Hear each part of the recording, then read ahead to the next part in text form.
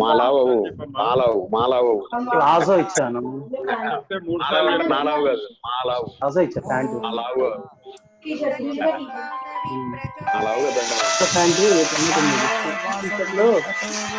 పెద్ద కూడా వచ్చా ఇచ్చా. నడిస్తే కూర్చుంటే కూర్చుంటా. నాకు సంబంధం లేదు.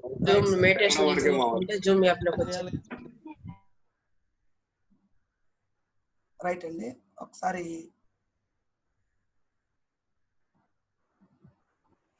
ఇద్దరు ముగ్గురు సభ్యుల వల్ల డిస్టర్బెన్స్ అవుతుంది. ప్రతిరోజు నేను చెప్తున్నాను కానీ వాళ్ళు పాటించట్లేదు. ఆ ఇద్దరు ఒక మాటల వల్ల మిగతా వాళ్ళందరూ కూడా అమ్మవారి గాయత్రి మంత్రాన్ని సరిగా వినలేకపోతున్నాం. దయచేసి నెక్స్ట్ అలాంటిది రిపీట్ అవ్వకుండా చూసుకోవాలని చెప్పేసి కోరుతున్నాను. ఓవర్ టు భిక్షమయ్య గురూజీ గారు. సార్ స్వాగతం సార్, మీ ప్రోగ్రామ్ ని స్టార్ట్ చేయాల్సిందిగా కోరుచున్నాం.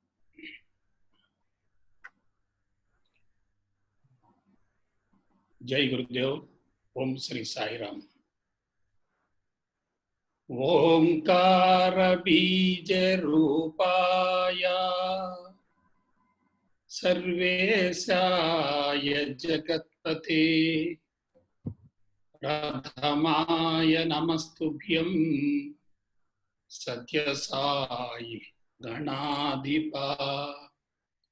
ఓం సాయీశ్వరాయ విద్మహే సత్యదేవాయ ధీమహి తన్నః సర్వా ప్రచోదయాత్. ఓం శాంతి శాంతి శాంతి. హరి ఓం. శ్రీ గురుభ్యో నమః. హరి ఓం. జై గురుదేవ్. ప్రేమాత్మ స్వరూపులారా, పవిత్రాత్మ స్వరూపిణైనటువంటి శ్రీ వాసవి మాత పాద పద్మాలకు ప్రణమిల్లి నమస్కరిస్తూ, ఈరోజు ఈ సమావేశానికి నన్ను పరిచయం చేసినటువంటి Vasavi clubs international district governor గారైనటువంటి శ్రీ ముక్తేశ్వరరావు గారికి, అలాగే క్యాబినెట్ సెక్రటరీ గారు శ్రీమతి విజయలక్ష్మి గారికి, ఈ కార్యక్రమానికి సంధానకర్తగా పనిచేసినటువంటి అమర్నాథ్కు ముందుగా శుభాకాంక్షలు తెలియజేస్తూ, కరోనా మహమ్మారి ప్రపంచాన్ని వణికిస్తున్నటువంటి తరుణంలో సభ్యులకు శుభ సందేశాన్ని, ఆధ్యాత్మిక సందేశాలను అందించాలని చెప్పి వాసవి క్లబ్స్ ఇంటర్నేషనల్ వాళ్ళు చేస్తున్నటువంటి ఈ కృషికి సభ్యులందరూ కూడా సహకరిస్తూ హాజరైనందువల్ల వాళ్ళందరికీ ఈ సందర్భంగా నా శుభాశీస్సులు అందజేస్తున్నాను. వాస్తవానికి ఈ సందర్భంగా మనం అందరం తెలుసుకోవలసినటువంటి ఒక ముఖ్య విషయం ఏంటంటే, ప్రపంచవ్యాప్తంగా సామాజిక పరిస్థితులు రోజు రోజుకు దిగజారుతున్నాయి. సంవత్సరం గడిచిందంటే సమస్యలు తగ్గుతాయని చెప్పి అందరూ ఆశిస్తున్నారు, కానీ సమస్యలు పెరుగుతూ వస్తున్నాయి. ప్రభుత్వాలు, పాలకులు, శాస్త్రవేత్తలు, మేధావులు, సంఘ సంస్కర్తలు అనేక రకాల సంస్కరణలు చేపడుతున్నప్పటికీ సమస్యలు పరిష్కారం కావట్లేదంటే ఎక్కడో లోపం జరుగుతుంది. ఆ లోపాన్ని సరిదిద్ది ప్రపంచానికి ఒక చక్కటి సందేశం అందించాలని చెప్పి వాసవి క్లబ్స్ ఇంటర్నేషనల్ వారు చేస్తున్నటువంటి ఈ కృషిని నేను మరొకసారి మనస్ఫూర్తిగా అభినందిస్తూ, ఈ కార్యక్రమానికి నన్ను ఆహ్వానించినందుకు అందరికీ కూడా కృతజ్ఞతలు తెలియజేస్తూ, నా గురించి పెద్దగా చెప్పుకోవాల్సింది ఏం లేదు. అయితే నా ఆధ్యాత్మిక అనుభవాన్ని గురించి మీకు క్లుప్తంగా చెప్తాను. అందులో కొంతమంది ఆల్రెడీ మా కార్యక్రమాల్లో పాల్గొని ఈ కార్యక్రమాన్ని ఏర్పాటు చేసినటువంటి కార్యనిర్వాహక సభ్యులకు అభినందనలు తెలియజేస్తున్నారు కాబట్టి కొంతమందికి ఆల్రెడీ నేను పరిచయం అయి ఉంటాను. అయితే నా ఆధ్యాత్మిక అనుభవాన్ని గురించి క్లుప్తంగా మీతో పంచుకుంటాను. బిడ్డలారా, నేను 91వ సంవత్సరం ఈ మార్గంలోకి ప్రవేశించా, ఆధ్యాత్మిక మార్గంలోకి.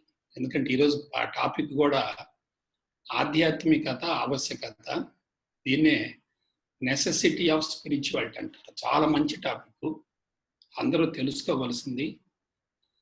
సమస్యకు పరిష్కారం ఎక్కడుందో తెలుసుకుంటే ఆ మార్గాన్ని అనుసరించగలిగితే మన జీవితాలు కూడా ఆనందమయం అవుతాయి. కాబట్టి ఒక మంచి టాపిక్కి నన్ను ఆహ్వానించినందుకు మరొకసారి మిమ్మల్ని అభినందిస్తూ 91వ సంవత్సరంలో ఈ మార్గంలోకి వచ్చాను.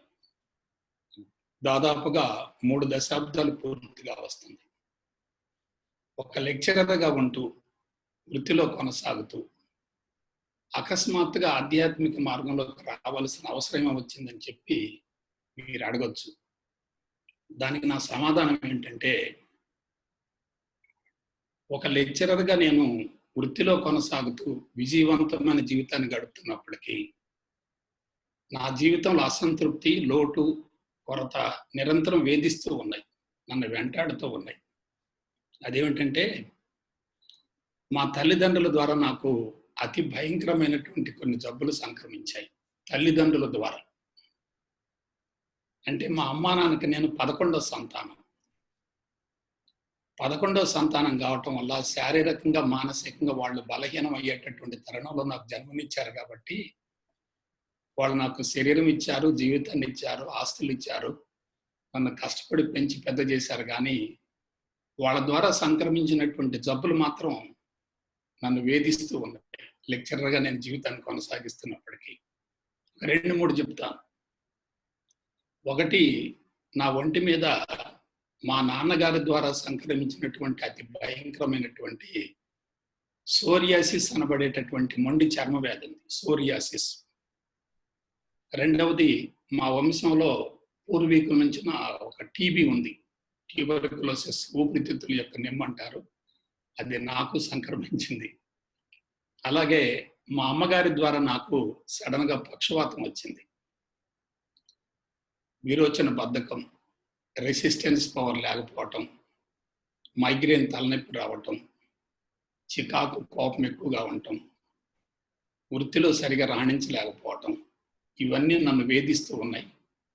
అయితే ఒక దురదృష్టకరమైన సంఘటన ఏమిటంటే, నేను నరసరావుపేటలో విద్యార్థి దశలో ఉన్నప్పుడు, పియూసి బిఎస్సి చదివేటప్పుడు కమ్యూనిస్టు సిద్ధాంతాల పట్ల ఆకర్షితుడనై హేతువాదం, నాస్తికవాదం, కమ్యూనిస్టు భావాలతో మనసు పూర్తిగా నింపబడి ఆధ్యాత్మికత అన్నా, స్వామీజీలన్నా, బాబాలన్నా, గురూజీలన్నా, యోగా అన్నా వ్యతిరేకిస్తూ అసలు ఆ మార్గం వైపుకి వెళ్ళలేదు.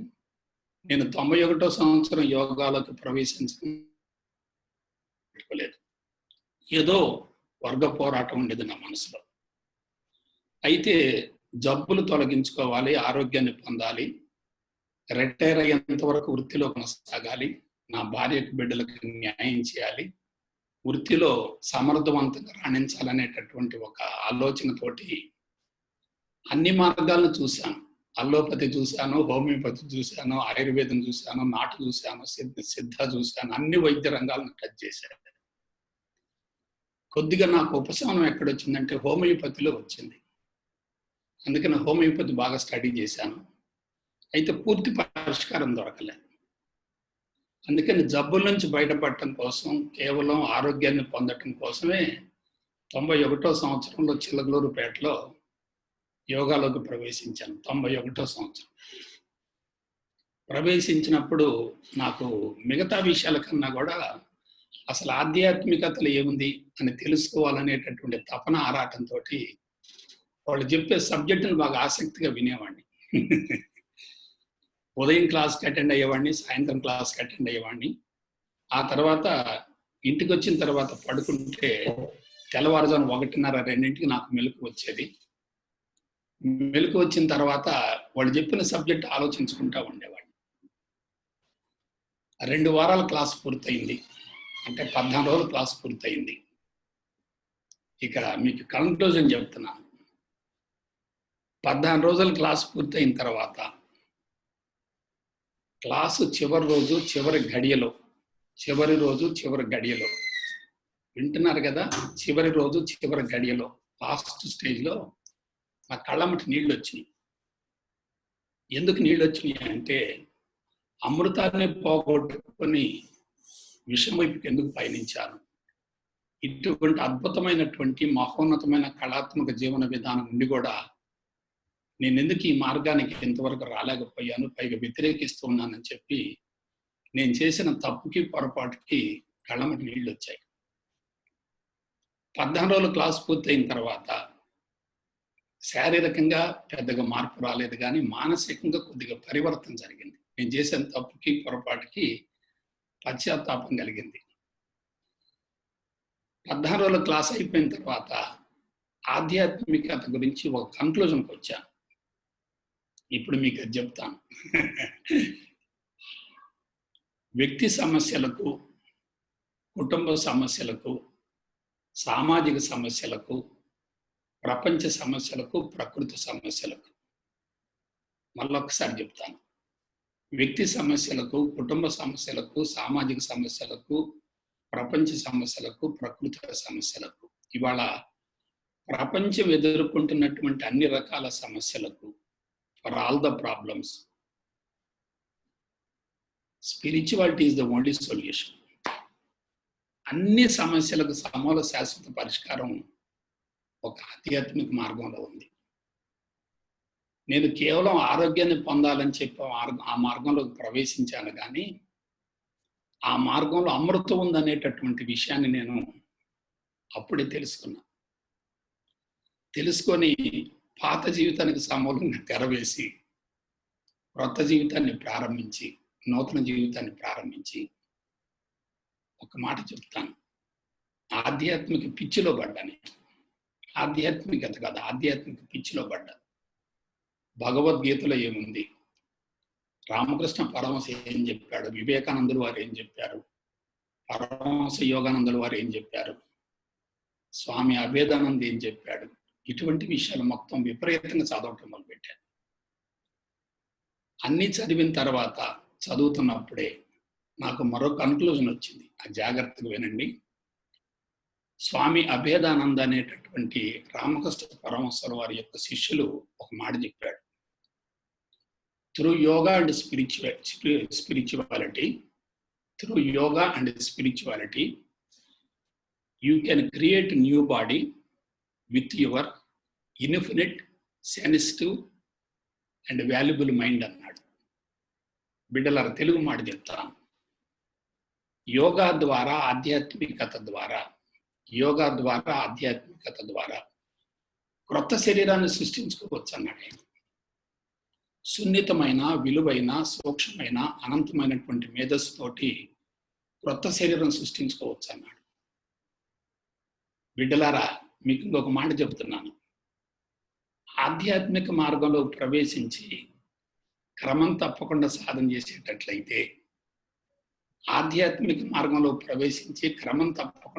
చేసేటట్లయితే, ఆ కుటుంబంలో ఒకసారి చూడండి, అన్నానికి కొరత ఉండదు, అమృతం లభిస్తుంది, అమరత్వం సిద్ధిస్తుంది, ఆనందం వస్తుంది, అనాయాస మరణం వస్తుంది. ఇంకొకసారి చెప్పనా, ఒకటి అన్నానికి కొరత ఉండదు, ఇల్లు కళకళ.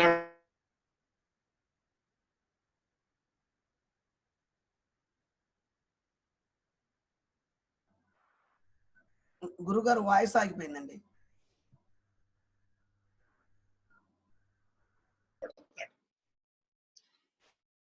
ఇంకొక విషయం చెప్తున్నా, ఆధ్యాత్మిక మార్గంలోకి ప్రవేశించిన వ్యక్తికి 4 ఉంటాయి. ఒకటి ఖండబలం, ఫిజికల్ బాడీ బాగుంటుంది. ఎప్పుడు? చనిపోయే రోజు వరకు. చనిపోయే రోజు వరకు శరీరంలో ఎటువంటి జబ్బులు ఉండవు. ఉంటే ఆ వ్యక్తి ఆధ్యాత్మిక మార్గంలో పరిణతి చెందలేదని గుర్తుపెట్టుకోండి. 1 ఆరోగ్యం, 2 సుదీర్ఘ ఆయువు. నేను మీకు హామీ ఇస్తున్నాను, 80 సంవత్సరాల వరకు మన శరీరాన్ని మన చేయి తీసుకెళ్లి డాక్టర్ గారి చేతిలో పెట్టవలసిన పని లేదు. కరోనా పేషెంట్ల మధ్యనే మనం జీవిస్తూ ఉండొచ్చు, మనకి కరోనా రాదు. కరోనా పేషెంట్ల మధ్యనే మనం జీవిస్తుండొచ్చు, కరోనా రాదు. ఎందుకంటే బాడీకి ఫుల్ రెసిస్టెన్స్ పవర్ ఉంటుంది. అందుకని 80 సంవత్సరాల ఆరోగ్యవంతమైన జీవితం ఉంటుంది. ఇక 3వది మానసిక ప్రశాంతత. ఇంట్లో ఎవరైనా చనిపోతారు, కానీ మనసులో దిగులు విచారం ఉండదు. ఎందుకంటే పుట్టుక ఎంత సహజమో మరణం కూడా అంతే సహజం కదా. మనం బర్త్డే పార్టీకి ఆనందపడతాం, డెత్ వచ్చినప్పుడు దిగులు పడుతూ ఉంటాం.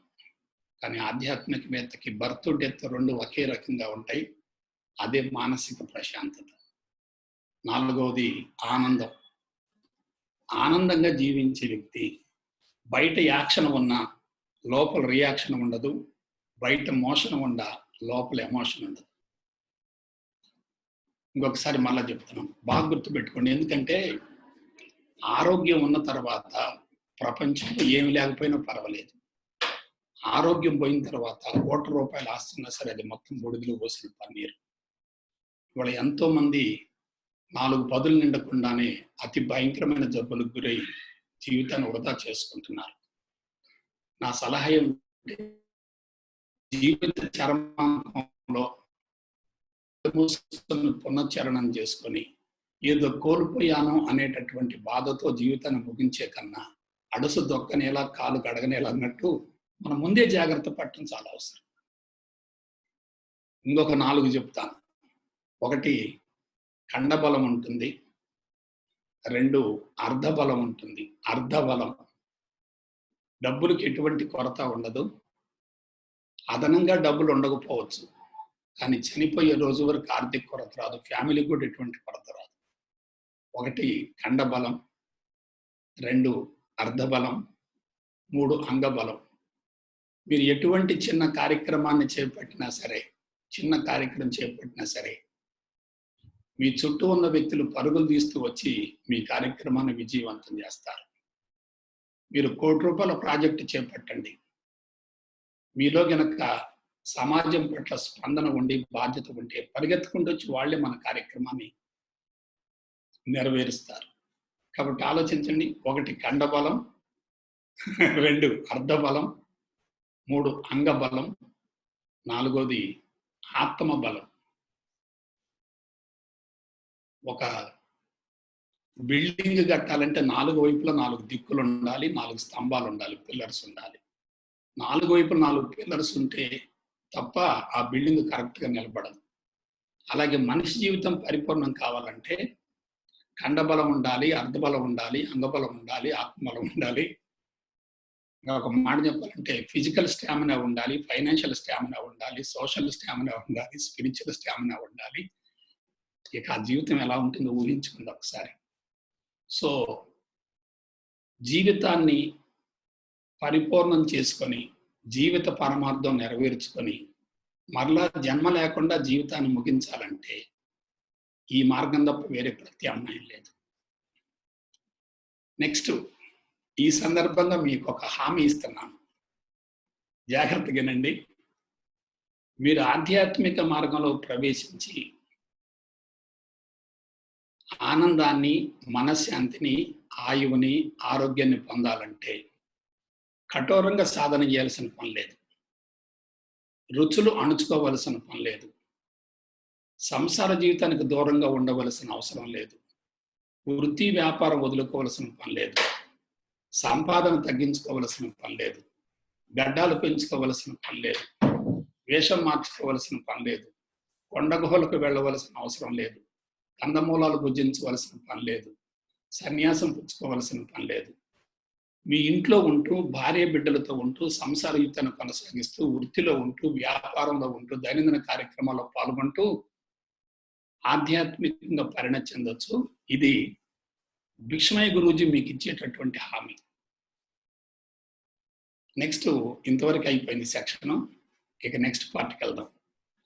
గురూజీ చెప్తున్నారు బాగానే ఉంది, అసలు ఆధ్యాత్మికత అంటే ఏమిటి? దీనికి నిర్వచనం చెప్తాను, కొంచెం అర్థం చేసుకోండి. పెద్ద అర్థం కాని విషయం అంటే ఏమి లేదు.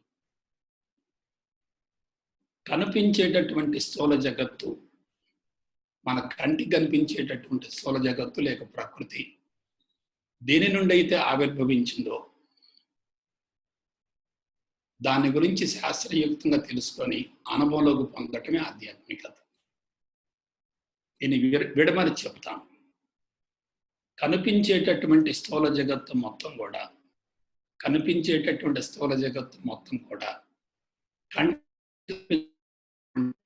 ఆత్మ నుండి వచ్చింది. కంటికి కనిపించే స్థూల జగత్తు మొత్తం కూడా కంటికి కనిపించినటువంటి ఆత్మ నుంచి వచ్చింది. ఆత్మ నుంచి వచ్చినటువంటి స్థూల జగత్తు మొత్తం కూడా తిరిగి మరలా ఆత్మలోకి వెళ్ళిపోతుంది. ఆత్మ నుంచి వచ్చినటువంటి స్థూల జగత్తును అనాత్మ అనుకుంటే ఈ అనాత్మ తిరిగి మరలా ఆత్మలోకి వెళ్ళిపోతుంది. ఆత్మ అనాత్మ, అనాత్మ ఆత్మ. ఇక్కడ రెండు మాటలు ఆడతాను. ఆత్మను సృష్టికర్త అనుకోండి, భగవంతుడు అనుకోండి.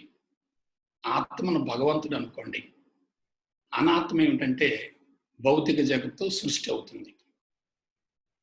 ఇక్కడ కీ పాయింట్ పట్టుకోండి. సృష్టికర్తను స్వాధీనం చేసుకుంటే సృష్టికి మనం అధిపతులం అవుతాం. సృష్టికర్తను స్వాధీనం చేసుకుంటే సృష్టికి మనం అధిపతులం అవుతాం. సృష్టిలో ఇరుక్కుంటే సృష్టికర్తను గురించినటువంటి అవగాహన ఉండదు. నేను చిన్న ఎగ్జాంపుల్ చెప్తున్నాను. ఇంతకుముందు 12కు స్టార్ట్ చేద్దాం అనుకున్నాం మన జూమ్ కార్యక్రమం. వెంటనే ఇంటర్నెట్ కనెక్షన్ ప్రాబ్లం వచ్చింది. ఒక 5 నిమిషాలు ఆగిపోయింది. ఇక్కడ ఇన్స్ట్రుమెంట్ ఉంది, కానీ దానికి అవసరమైన పవర్ కనెక్షన్ లేదు. పవర్ కనెక్షన్ని భగవంతుడు అనుకుంటే ఇన్స్ట్రుమెంట్ కనిపించేటటువంటి స్థూల జగత్తు. పవర్ కనెక్షన్ లేకపోతే ఇన్స్ట్రుమెంట్ యొక్క పని జరగదు, దాని చేత మనం పని చేయించలేము. ఇప్పుడు నాకు చెప్పండి, మీకు నిరంతరం మారుతుండేటటువంటి సృష్టి కావాలా, శాశ్వతమైనటువంటి ఆనందాన్ని ఇచ్చేటటువంటి సృష్టికర్త కావాలా? ఆలోచించుకోండి. నేనేమంటున్నాను, ఏం వదిలిపెట్టొద్దు కదా. మీరు దేన్ని వదిలిపెట్టకండి. అందరి మధ్య ఉండండి, అన్నిటి మధ్య ఉండండి, కుటుంబ సభ్యులతో ఉండండి, భార్యతో ప్రేమగా ఉండండి, భర్తతో ప్రేమగా ఉండండి, పిల్లల్ని ప్రేమగా చూసుకోండి, కుటుంబాన్ని ప్రేమాలయంగా మార్చుకోండి, కుటుంబాన్ని ఒక దేవాలయంగా మార్చుకోండి, కుటుంబాన్ని ఒక స్వర్గంగా మార్చుకోండి, కుటుంబాన్ని ఒక ఆనందనిలయంగా మార్చుకోండి. అందరూ అసూయపడే విధంగా ఎదగండి. అందుకు మనకు ఉపయోగపడేది ఆధ్యాత్మికత. దానికోసం పైసా ఖర్చు పెట్టాల్సిన అవసరం లేదు. సో ఇప్పుడు ఆధ్యాత్మిక చెప్పాను. నెక్స్ట్ దీన్ని అందుకునే మార్గం చెప్తాను. అందరు కొంచెం కీ పాయింట్ పట్టుకోండి. సృష్టికర్త నిరాకారుడు, నిరంజనుడు, నిర్గుణుడు. అతన్ని భగవంతుడు అన్నారు. ఆ భగవంతుడి యొక్క ప్రతిరూపాలే మన వాసవి అమ్మగారు, దేవతలు, వీళ్ళందరూ కూడా పురాణ పురుషులు, అవతార పురుషులు, మొత్తం వాళ్ళు ఆ భగవంతుడి నుంచి వచ్చినటువంటి వాళ్ళే. ఇక్కడ విషయం ఏంటంటే సృష్టికర్త కంటికి కనిపించడు కాబట్టి కంటికి కనిపించినటువంటి సృష్టికర్తను గురించి కఠోరంగా సాధన చేయకూడదు. అసలు సృష్టికర్తను వర్ణించడానికి వీల్లేదు, వివరించడానికి వీల్లేదు, నిరూపించడానికి వీల్లేదు. కేవలం అనుభవించవచ్చు. అయితే మరి ఏం చేయాలి? ఒక్క పాయింట్ గుర్తుపెట్టుకోండి. కనిపించే సృష్టిలోనే సృష్టికర్తను చూసుకుంటే ఎలా ఉంటుంది? మళ్ళొకసారి చెప్పనా? కనిపించే సృష్టిలోనే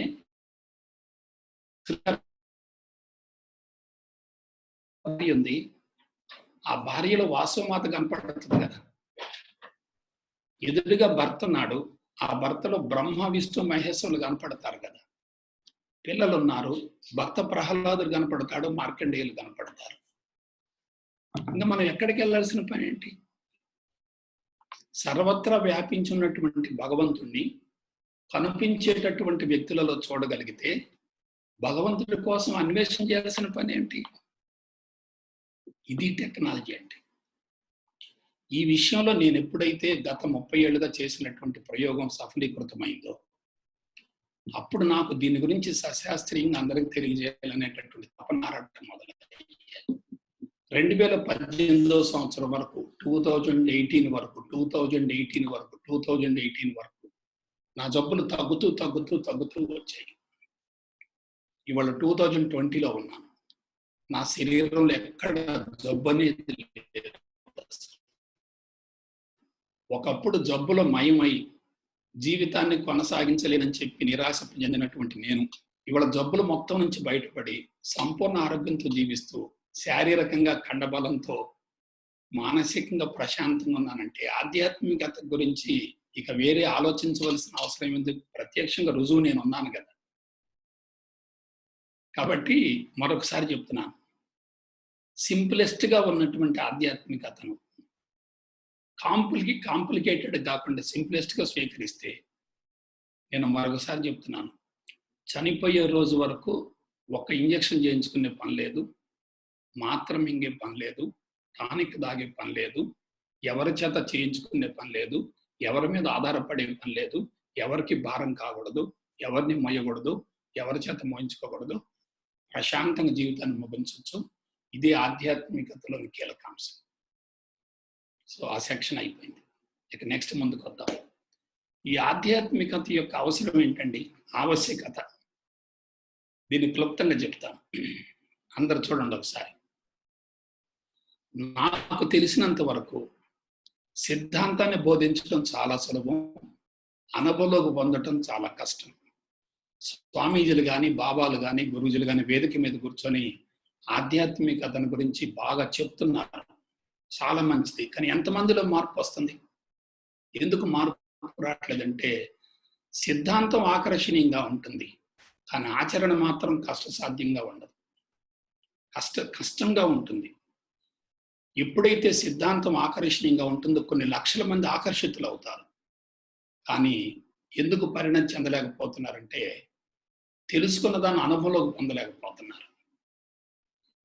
ఇప్పుడు అసలు విషయమేనండి, నాకు తెలిసినంత వరకు 21వ శతాబ్దంలో ప్రత్యేకించి గత 20 సంవత్సరాలుగా 2001 నుంచి 2020 వరకు తీసుకోండి, నాకు తెలిసినంత వరకు సమస్య లేని వ్యక్తి లేడు, సమస్య లేని కుటుంబం లేదు, సమస్య లేని ప్రాంతం లేదు, సమస్య లేని రాష్ట్రం లేదు, సమస్య లేని దేశం కూడా లేదు.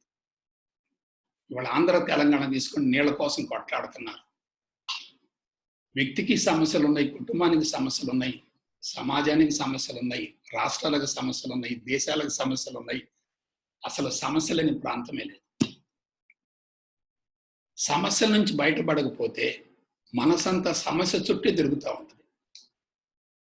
సమస్య నుంచి బయటపడకపోతే మనసంతా సమస్య చుట్టూ తిరుగుతూ ఉంటుంది.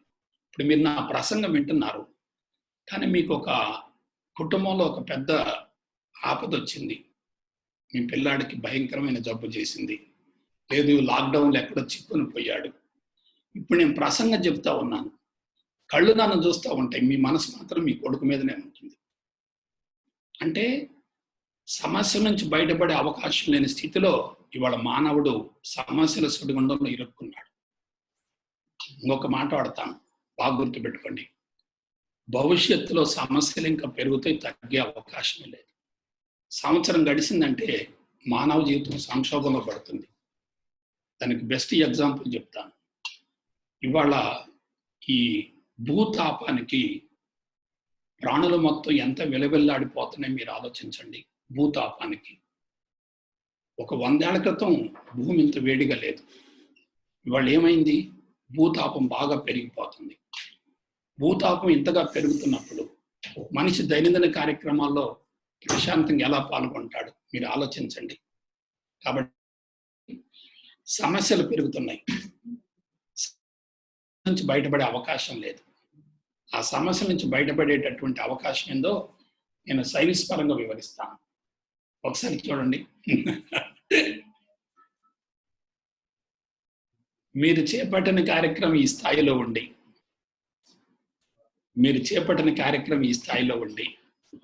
మీ పర్సనాలిటీ ఈ స్థాయిలో ఉందనుకోండి.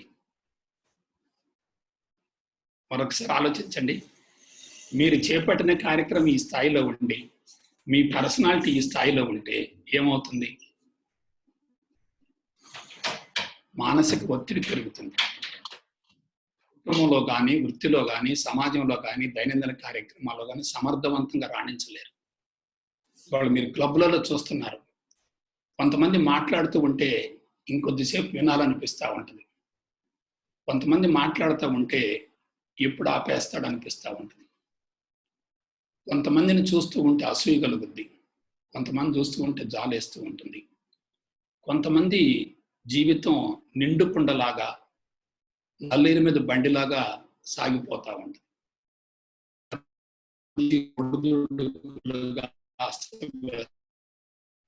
సమస్యాత్మకంగా ఉంటుంది. కొంతమందిని చూడగానే మనం అదృష్టవంతులు అంటాం, మరి కొంతమంది చూడగానే దురదృష్టవంతులు అంటాం. ఎక్కడుంది ఈ అదృష్టం దురదృష్టం? భగవంతుడి ఇచ్చింది కాదే. మరొకసారి వినండి. మీరు చేపట్టిన కార్యక్రమం ఈ స్థాయిలో ఉండి మీ పర్సనాలిటీ ఈ స్థాయిలో ఉంటే ఏం జరుగుద్ది నాకు చెప్పండి. ఆలోచించుకోండి. చాలా మంది కొన్ని వందల వేల కోట్లు సంపాదిస్తారు, కానీ మైకు ముందుకు వచ్చి మాట్లాడాలంటే వణుకుతూ ఉంటారు. కొంతమంది పేద కళాకారులు ఉంటారు, రంగస్థలం మీద కొన్ని లక్షల మందిని ప్రభావితం చేస్తారు. కొంతమంది గొంతెత్తి పాడుతూ ఉంటే మనసు పరవశించిపోతుంది. కొంతమంది పాడుతూ ఉంటే లేదు మాట్లాడుతూ ఉంటే మనసు చికాకు అవుతుంది. That is personality. ఇంకొక మాట చెప్పనా? ఇంటిని ప్రేమాలయంగా మార్చుకోవటం, ఇంటిని దేవాలయంగా మార్చుకోవటం, ఇంటిని దేవుడి కోవలుగా మార్చుకోవటమే పర్సనాలిటీ అవుతుంది. ఈ పర్సనాలిటీ పెంపొందించుకునే మార్గం ఏంటి? దానికి స్పిరిచువాలిటీ అద్భుతంగా ఉపయోగపడుతుంది. ఒకసారి నా కళ్ళు చూడండి. మీరు చేపట్టిన కార్యక్రమం ఈ స్థాయిలో ఉండి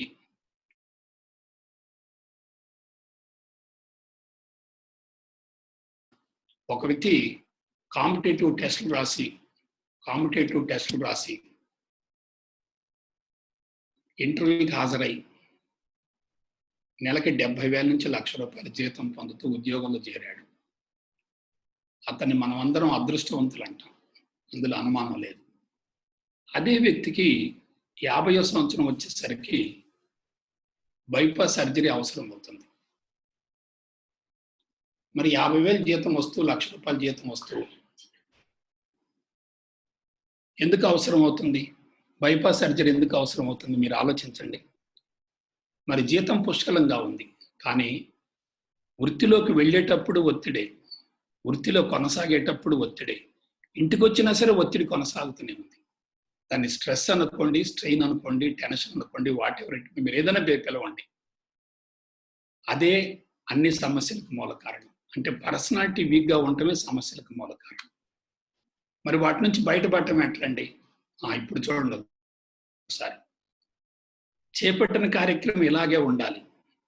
కార్యక్రమాలు ఇంకా పెంచుకోండి. చేపట్టిన కార్యక్రమం ఇలాగే ఉండాలి. కార్యక్రమాలు ఇంకా పెంచుకోండి, తప్పులేదు. కానీ పర్సనాలిటీ పెంచుకోండి. సొల్యూషన్ వచ్చిందిగా. మాట్లాడేటప్పుడు సౌమ్యంగా మాట్లాడటం వేరు, కఠినంగా మాట్లాడటం వేరు. భయపడుతూ మాట్లాడటం వేరు, ఉద్రేకపడుతూ మాట్లాడటం వేరు, ప్రశాంతంగా మాట్లాడటం వేరు. ఎంత తేడా ఉందో చూడండి. కార్యక్రమాలు ఇలా ఉండాలి, కానీ కార్యక్రమాలు అధిగమించే పర్సనాలిటీ ఉండాలి. పర్సనాలిటీ ఉన్నతంగా ఉంటే జీవితం ఆట అవుతుంది. పర్సనాలిటీ బలహీనంగా ఉంటే జీవితం పోరాటం అవుతుంది. పర్సనాలిటీ ఉన్నతంగా ఉంటే జీవితం ఆట అవుతుంది. పర్సనాలిటీ బలహీనంగా ఉంటే జీవితం పోరాటం అవుతుంది. ఒక్కసారి ఆలోచించండి. జీవితాన్ని పోరాటంగా కొనసాగించే వ్యక్తులు మరణాన్ని కోరుకుంటారు. జీవితాన్ని ఆటలాగా కొనసాగించే వ్యక్తులు నిండు 100 ఏళ్ల జీవితాన్ని కోరుకుంటారు. చెప్పండి, సమస్య ప్రపంచంలో ఉందా, లోపల ఉందా? అజ్ఞాని ప్రపంచాన్ని సరిచేయాలంటాడు, కానీ ఆధ్యాత్మికవేత్త తనను తాను సరి చేసుకుంటాడు. నెక్స్ట్ ఇంకొంచెం ముందుకెళ్దాం. ఒక మాట చెప్తున్నాను, మన పర్సనాలిటీ మేరు పర్వతం అయితే, సమస్య చిన్న మొక్క అవుతుంది. మన పర్సనాలిటీ మొక్క అయితే సమస్య మేరు పర్వతం అవుతుంది. నువ్వు ఎక్కడ అధిగమించగలుగుతావు? అందుకే మరణాన్ని కోరుకుంటారు. ఇవాళ సామూహికంగా చనిపోతున్నారు. నిన్న మొన్న తెలంగాణలో ఒక కుటుంబం మొత్తం చనిపోయారు. తల్లి బిడ్డల్ని బావిలోకి నెట్టి తాను కూడా చనిపోతుంది. విషాహారం కలుపుకొని కొంతమంది చనిపోతున్నారు, కొంతమంది సూసైడ్ చేసుకుంటున్నారు, కొంతమంది రైలు కింద పడిపోతున్నారు. ఇవాళ మనం రోజు వింటున్న వార్తలు చూడండి, జరుగుతున్న పరిస్థితులను గమనించండి. ఎందుకు ఇలా జరుగుతుందంటే స్ట్రెస్ పెరుగుతుంది, ఒత్తిడి పెరుగుతుంది. కాబట్టి దీనికి పరిష్కారం ఆధ్యాత్మికతలో ఉంది అనేది మీకు క్లియర్గా చెప్తాను. నాకలా చూడండి ఒకసారి. మానసికంగా ఎదిగిన వ్యక్తికి పరిష్కారం కనపడుతుంది.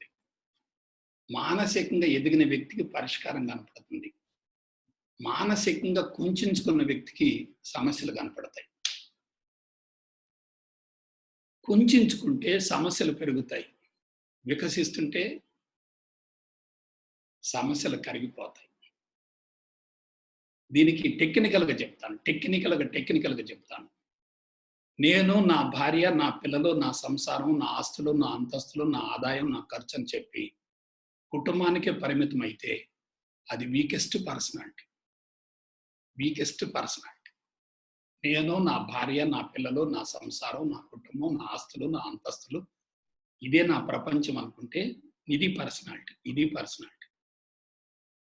సమాజాన్ని గురించినటువంటి స్పందన ఉండి, మానవత్వం ఉండి, సమాజానికి నా ద్వారా ఏదో జరగాలనేటటువంటి భావన మీ మనసులో ఉందంటే ఇది పర్సనాలిటీ. ప్రపంచాన్ని గురించి ఆలోచించగలిగితే ఇది పర్సనాలిటీ. ప్రకృతిని గురించి ఆలోచించగలిగితే ఇది పర్సనాలిటీ. విశ్వం మొత్తం నాదనుకుంటే అదే స్పిరిచువల్ పర్సనాలిటీ. ఇప్పుడు చెప్పండి, సమస్య బయట ఉందా, లోపల ఉందా? ఫిజికల్ పర్సనాలిటీ కాదు, సైకలాజికల్ పర్సనాలిటీ కాదు, ఇంటెలెక్చువల్ పర్సనాలిటీ కాదు, ఫిలసాఫికల్ పర్సనాలిటీ కాదు, స్పిరిచువల్ పర్సనాలిటీ కావాలి. కండబలం బాగా ఉందనుకోండి, అది ఫిజికల్ పర్సనాలిటీ. మనసు ప్రశాంతంగా ఉంది, అద్భుతంగా మాట్లాడగలిగితే అది సైకలాజికల్ పర్సనాలిటీ. ఒక విషయాన్ని గురించి లోతుగా పరిశోధన చేసి శాస్త్రవేత్త అయితే అది ఇంటెలెక్చువల్ పర్సనాలిటీ. ప్రకృతి అందాలను చూసి పరవశించిపోతూ పాటలు పాడగలిగితే, కవిత్వం రాయగలిగితే అది ఫిలసాఫికల్ పర్సనాలిటీ. విశ్వం మొత్తం నాదనుకుంటే that is spiritual personality. Physical personality ఉన్నోళ్ళు భౌతికమైన వర్క్లో పాల్గొంటారు. మానసిక ప్రశాంతత ఉన్నటువంటి వాళ్ళు, మెంటల్ పర్సనాలిటీ బాగున్నోళ్ళు సమాజాన్ని ఆకట్టుకుంటారు. ఇంటెలెక్చువల్ పర్సనాలిటీ ఉన్నవాడు శాస్త్రవేత్తలై చనిపోయిన తర్వాత కూడా చరిత్ర నిలబడతారు. అదే ఫిలసాఫికల్ పర్సనాలిటీస్, ఉదాహరణకి రవీంద్రనాథ్ ఠాగూర్ తీసుకోండి, చాలా మంది మహానుభావులు ఉన్నారు, వాళ్ళు కవిత్వాలు రాశారు, సర్వేపల్లి రాధాకృష్ణన్. అదే స్పిరిచువల్ పర్సనాలిటీ అయితే ఎలా ఉంటుందంటే నేనే విశ్వం, విశ్వమే నేను. ఇప్పుడు మీకు హక్కులు ఇస్తాను. అలా స్పిరిచువల్ పర్సనాలిటీతో ప్రపంచాన్ని సమ్మోహితం చేస్తున్నటువంటి ఇద్దరు మహానుభావులు నా వెనకున్నారు. వారే షిరిడి బాబా, సత్యసాయి బాబా. వారు ఎక్కడి నుంచి వచ్చారంటే బ్రహ్మ విష్ణు మహేశ్వర్ల యొక్క అవతారం నుండి, అవతార తత్వం నుండి ఉద్భవించినటువంటి మహానుభావులు షిరిడి బాబా, సత్యసాయి బాబా. అందుకంటే ఎక్కువ చెప్పండి. అయితే ఈ స్పిరిచువల్ పర్సనాలిటీ డెవలప్ చేసుకొని జీవితాన్ని ఆనందమయం చేసుకోవాలంటే మార్గం ఏమిటి? ఒక మార్గం మీకు చెప్తున్నాను. ఒకే ఒక మార్గం. అహంకారం తీసి పక్కన పెట్టు. ఇంకేం వద్దు. నీకు కులం లేదు, మతం లేదు, వర్గం లేదు, ప్రాంతం లేదు, పార్టీ లేదు, బంధువులు లేరు, చుట్టాలు లేరు, ఆస్తులు లేవు, అంతస్తులు లేవు, డిగ్రీ లేవు, హోదాలు లేవు, అధికారం కూడా లేదు. ఏదైతే నీది కాదో దానంతా మనసులో పెట్టుకున్నావే, అదే నీ సొంత ప్రపంచం, అదే అహంకారం. ఒక మాట వాడతాను, అహంకారం ఉన్నంత వరకు ఏ వ్యక్తికి మనశ్శాంతి ఉండదు. అతను విద్యార్థి కావచ్చు, ఉద్యోగస్తుడు కావచ్చు, వ్యాపారస్తుడు కావచ్చు, పారిశ్రామికవేత్త కావచ్చు, కాంట్రాక్టర్ కావచ్చు, మీడియా ప్రతినిధి కావచ్చు, ఎస్పీ కావచ్చు, కలెక్టర్ కావచ్చు, రాజకీయ నాయకుడు కావచ్చు, ఆధ్యాత్మికవేత్త కావచ్చు, ఎవరైనా కావచ్చు. అహంకారం ఉన్న వ్యక్తికి మనశ్శాంతి ఉండదు. అహంకారం తీసి పక్కన పెడితే ఆనందం వస్తుంది. ఆనందంగా జీవించే వ్యక్తికి మనశ్శాంతి గురించి, ఆరోగ్యాన్ని గురించి, ఆయువుని గురించి లేస మాత్రమైన ఆలోచించవలసిన అవసరం లేదు లేదు లేదు. నెక్స్ట్, ఈ అహంకారం ఎలా పనిచేస్తుంది ఇది చూద్దాం ఒకసారి. కరెక్ట్గా 5 నిమిషాల్లో చెప్పేస్తాను.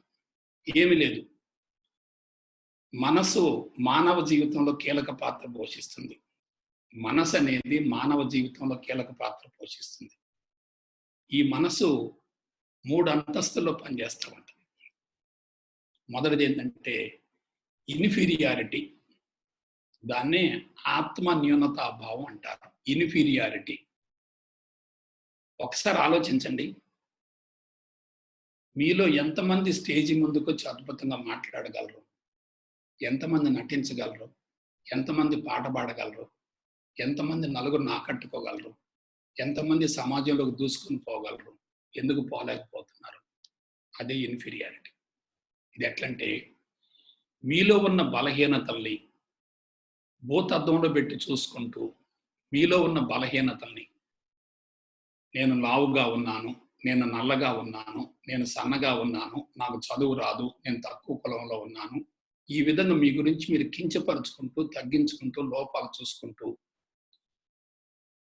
మీలో ఉన్నటువంటి ఔన్నత్యాన్ని, సృజనాత్మకతని, కళాత్మకతని బలవంతంగా అణిచిపెడుతూ సమాజంలోకి ప్రవేశించడానికి వ్యతిరేకించుకునే అతి ప్రమాదకరమైన లక్షణం ఏంటంటే ఇన్ఫీరియారిటీ. ఒక స్టేట్మెంట్ ఇస్తున్నాను. ప్రపంచంలో సమస్యలతో బాధపడే ఏ వ్యక్తిలోనైనా ఉన్న ఒకే ఒక్క అతి ప్రమాదకరమైన అవలక్షణం ఏంటంటే ఇన్ఫీరియారిటీ.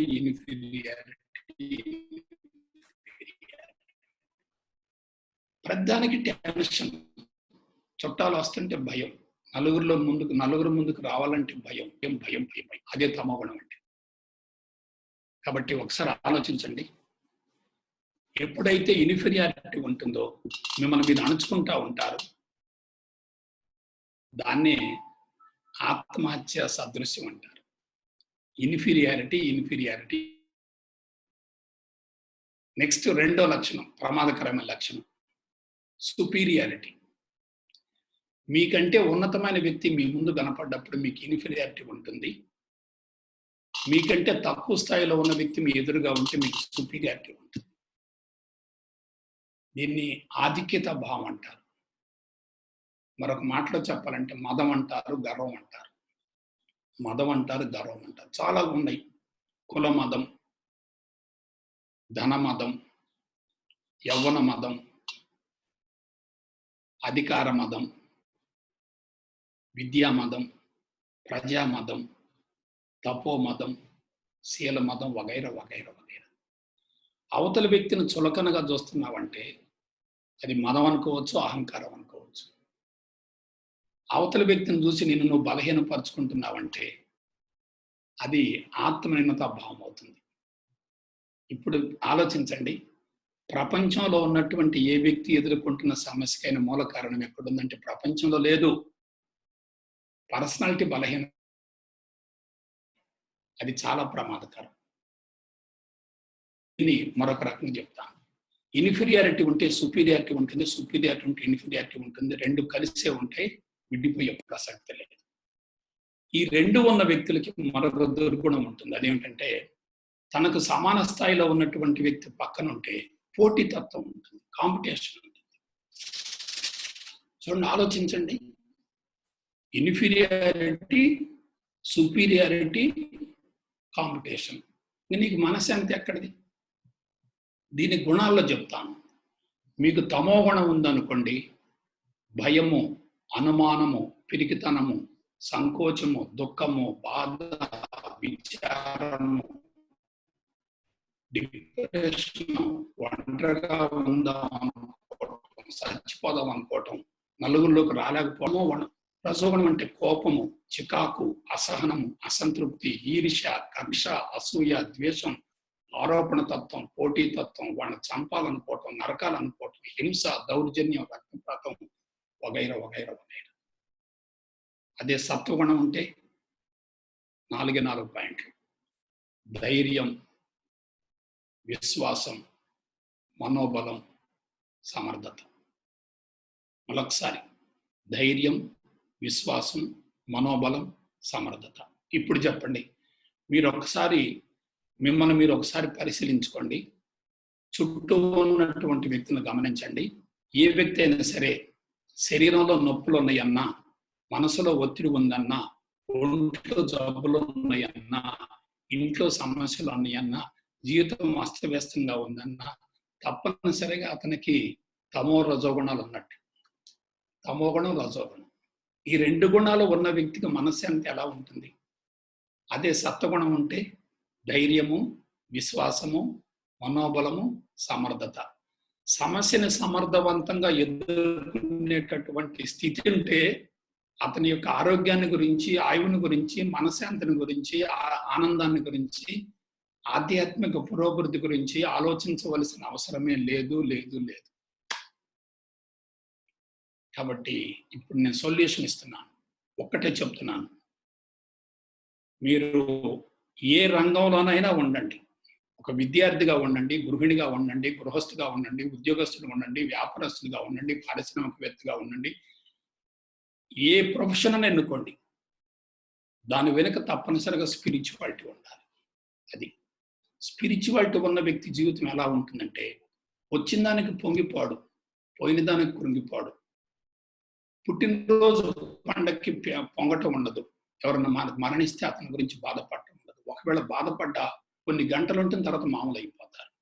కాబట్టి మీరందరూ కూడా ఉన్నత స్థాయి జీవితాన్ని కోరుకోవాలనుకుంటే, జీవితాన్ని సార్థకం చేసుకోవాలనుకుంటే, కరోనా మహమ్మారి నుంచి బయటపడి శరీరంలో రెసిస్టెన్స్ పవర్ బాగా పెంచుకొని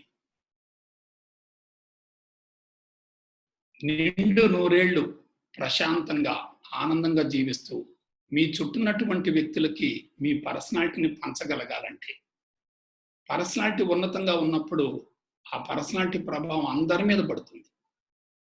పర్సనాలిటీ బలహీనంగా ఉంటే ఆ ప్రభావం అందరి మీద పడుతుంది.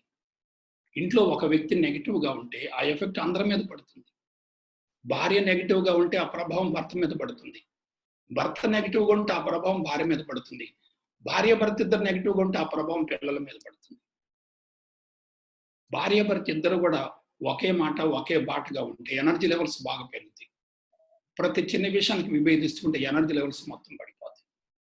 అందుకు ఆధ్యాత్మికత ఒక్కటే సొల్యూషన్, వేరే ఇంకేమీ లేదు. మీరు ఏ మార్గంలో పోయినా సరే అక్కడ ఒక దశకు పోయిన తర్వాత మళ్ళీ అసంతృప్తి ఉంటుంది. కానీ ఆధ్యాత్మిక మార్గాన్ని వెన్నుకొని కనుక ముందుకు పోగలిగితే, ఆధ్యాత్మిక మార్గాన్ని ఎన్నుకొని ముందుకు పోగలిగితే, అది కూడా ఎలా ఉండాలి? సైంటిఫిక్గా ఉండాలి. తక్కువ టైంలో తక్కువ శ్రమతో ఎక్కువ లబ్ధి కలగాలి. ఆధ్యాత్మికతలోకి ప్రవేశించి పరిణతి చెంది జీవిత పరమార్థం నెరవేర్చుకోవాలంటే దేన్ని వదిలిపెట్టవలసిన పని లేదు, అన్ని అనుభవించవచ్చు. ఇప్పుడు చివరికి ఒక మాట చెప్తున్నాను. ప్రస్తుతం ప్రపంచవ్యాప్తంగా క్లిష్ట పరిస్థితులు నెలకొనడానికి మూల కారణం, ప్రస్తుతం ప్రపంచవ్యాప్తంగా క్లిష్ట పరిస్థితులు నెలకొల్పబడడానికి మూల కారణం ఒక్కటే చెప్తున్నాను. అందరూ సుఖానికి అలవాటు పడ్డారు, ఆనందాన్ని వదులుకున్నారు. అది శారీరక సుఖానికి అలవాటు పడ్డ వ్యక్తికి ఆనందం లభించే ప్రసక్తి లేదు. కాబట్టి మనుషులకు శరీరమే పెద్ద సమస్యగా మారింది. నేను ఒక మాతాజీ దగ్గరికి వెళ్ళాను. ఆమె అద్భుతమైన వ్యక్తి, ఆధ్యాత్మికంగా పరిణతి చెందిన వ్యక్తి, కానీ జబ్బులు పాలైంది. నేను అప్పుడు అడిగాను, మీరు ఎంతో మందికి మేలు చేస్తున్నారు కదా, మీకెందుకు జబ్బులు వచ్చినాయి అంటే, ఈ శరీరమే నాకు శత్రువు విషయమయ్యా అన్నా. కాబట్టి ముందు శరీరాన్ని బాగా చూసుకోవాలి. టైంకి ఫుడ్ తీసుకోండి, టైంకి నిద్రపోండి, టైంకి విశ్రాంతి తీసుకోండి. మనం ప్రపంచంలో సాధించవలసింది ఏమి లేదు, సరిచేయవలసింది ఏమి లేదు, మార్చవలసింది ఏమి లేదు. ఒంటరిగా వచ్చాం, ఒంటరిగా జీవితాన్ని కొనసాగిస్తాం, ఒంటరిగానే జీవితాన్ని ముగిస్తాం. భార్యాభర్తల సంబంధం ఏముంది అక్కడ? ప్రవాహంలో రెండు కొమ్మలు కలిసి కొద్ది దూరం కలిసి ప్రయాణం చేస్తున్నాయి, తర్వాత విడిపోతున్నాయి. కాబట్టి దీని గురించి అతిగా ఆలోచించాల్సిన అవసరం లేదు. మనసు ఎప్పుడైతే పాజిటివ్గా ఉంటుందో నెగిటివ్గా ఉన్నటువంటి పరిస్థితులు కూడా నీకు అనుకూలం అయిపోతాయి. మనసు ఎప్పుడైతే నెగిటివ్గా ఉంటుందో చేతికి రావాల్సిన డబ్బులు ఆగిపోతాయి. ఒక ప్రాపర్టీ అమ్మాలనుకుంటావు, కానీ నీ మనసులో నెగిటివ్ ఉంటే ఆ ప్రాపర్టీ అమ్మే అవకాశం లేకుండా పోతుంది. నువ్వు అమ్మాలనుకున్నప్పుడు అమ్మలేవు, నువ్వు కొనాలనుకున్నప్పుడు ఏదైనా ప్రాపర్టీ కూడా కొనలేవు. ఎందుకు ఇలా జరుగుతుందంటే ఇక్కడ జరుగుతుంది మొత్తం ఇక్కడే ఉంది. ఇంకొక మాట చెప్పాలంటే నీ లైఫ్ ప్రోగ్రామ్ మొత్తం ఇక్కడే ఫిక్స్ అయిపోయింది, మొత్తం టోటల్ ఫిక్స్ అయిపోయింది. అది నేను నడిపిస్తా ఉంది, దాని ప్రకారం నువ్వు నడుస్తా ఉన్నావు. నీ గతం అనే బంధం నీకుంది, భవిష్యత్తు అనే బంధం నీకుంది, వర్తమానాన్ని కోల్పోతూ ఉన్నావు. జీవితం అస్తవ్యస్తంగా ఉంది. ఈ సమయంలో ఎడారిలో ఒయాసిస్ లాగా ఎండిపోతున్నటువంటి చేను మీద వర్షం పడ్డట్టుగా మనకి ఆధ్యాత్మికత మనకి లభించింది. ఇది ఎవరిచ్చారు? నేనిచ్చింది కాదు. క్రీస్తుకు పూర్వం 8,000 సంవత్సరాల నాడు భారతదేశంలో ఒక ఉత్తమమైనటువంటి జాతి ఉంది. అదేమిటంటే ఆర్యులు. అటువంటి ఆర్య సంతతి హిమాలయ పర్వతాల యొక్క ఆధార భాగంలో లోతైన తపో సమాధిలో ఉండి మానవుడు అరిషడ్ వర్గాలు ఇరుక్కొని పోయి సమాజానికి అన్యాయం చేస్తున్న తరుణంలో మనకు అందించినటువంటి చక్కని మహోన్నత జీవన విధానమే ఆధ్యాత్మికత. ఏమిటి ఆధ్యాత్మికత అంటే ఈ జన్మలోనే మన సంస్కారాలు కరిగించుకొని జీవన ముక్తిని పొందటం. అంటే బ్రతికుండగానే ముక్తిని పొందాలి. అది సంపూర్ణ స్వేచ్ఛతో జీవించే వ్యక్తి బ్రతికుండగానే ముక్తిని పొందినట్లు లెక్క. మనం చనిపోయాం అనుకోండి, అది దేహ విముక్తి. కానీ జీవుడికి ముక్తి రావాలి. ఆ జీవుడికి ముక్తి రావాలంటే ఒకే ఒకటి, పుట్టుకకు ముందు నువ్వు ఉన్నావు, మరణించిన తర్వాత కూడా నువ్వు ఉన్నావు. పుట్టుక మరణాలు రెండు కూడా కేవలం రెండు బంధాలు మాత్రమే. వాటిని కరిగించుకున్నావా నువ్వు అనంతం, నువ్వే సాక్షాత్తు భగవంతుడివి. నేను భగవంతుడను అనేటటువంటి అంశం అనుభవంలోకి వచ్చిందంటే ఇక జీవితం ఎలా ఉంటుందో ఆలోచించండి. కాబట్టి బిడ్డలారా, దేనికోసమైతే మీరు పరితపిస్తున్నారో, ఎవరైతే నా వాళ్ళు అనుకుంటున్నావో వాళ్ళెవరు నీ వాళ్ళు కాదు. కొంతమంది వాకిల్ దాకా వస్తారు, కొంతమంది వల్లకాటి దాకా వస్తారు. చిన్న దినం పెద్ద దినం చేసేటప్పుడు మాత్రం ఫోటోలు పెడతారు. ఆ తర్వాత మళ్ళీ ఫోటోలు దాచిపెట్టి సంవత్సరానికి ఒకసారి బయటికి తీసి మళ్ళా ఏదో ఆహార పదార్థాలు వండుకొని తింటా ఉంటారు. కాబట్టి ఎందుకు మాయలో ఉంటావు, ఎందుకు భ్రమలో ఉంటావు, ఎందుకు భ్రాంతిలో ఉంటావు, ఎందుకు పిచ్చిలో ఉంటావు, ఎందుకు వెరిలో ఉంటావు, ఎందుకు వ్యామోహం ఉంటావు? ఆలోచించు. దేన్ని వదిలిపెట్టద్దు. మానసికంగా అందరినీ వదిలేయండి, భౌతికంగా అందరి మధ్య ఉండండి. ఇవాళ ప్రపంచం మొత్తం పతనం కావటానికి మూల కారణం ప్రకృతిని పరిరక్షించేటటువంటి విధానాలు వెలుగులోకి రాకపోవటం వల్ల, ప్రకృతిని పతనం చేసేటటువంటి విధానాలే అమలు జరుగుతుండటం వల్ల వస్తువుత్పత్తి బాగా పెరిగింది, గందరగోళం అయిపోతుంది. ఇవాళ బయటికి వెళ్ళి కాసేపు నిలబడదామంటే ఎండ వేడిమికి తట్టుకోలేకపోతున్నాం. భవిష్యత్తులో ఎలా ఉంటుంది ఇంకా చెప్పలేము. నా అంచనా ప్రకారం 2030 సంవత్సరం వరకు సంక్షోభాలు కొనసాగుతాయి. తర్వాత ఒక బలమైనటువంటి బీజం పడుతుంది. అదేమిటి? ఆధ్యాత్మిక బీజం పడుతుంది. కానీ ఆధ్యాత్మికత ప్రపంచవ్యాప్తం కావాలంటే కొన్ని శతాబ్దాలు అవసరం. ఎందుకంటే ప్రపంచం అంతగా బలహీనపడిపోయింది. బలహీనమైన ప్రపంచానికి మరలా తిరిగి విటమిన్ లాగా, టానిక్ లాగా దాన్ని బలోపేతం చేయాలంటే భారతీయ సనాతన ఋషి సాంప్రదాయం తప్ప వేరే ప్రత్యామ్నాయం లేదు. అటువంటి సాంప్రదాయంలో వెలిసినటువంటి మన మాతే వాసవి మాత. మీరందరూ కూడా వాసవి మాత బిడ్డలుగా ఈ ఆధ్యాత్మిక మార్గాన్ని ఎన్నుకొని చూడండి. ఈ జూమ్ ప్రారంభించబోయే ముందే మీరు వాసవి మాత స్తోత్రం పలికారంటే ఆ మహాతల్లి మిమ్మల్ని రక్షిస్తూ ఉంటుంది.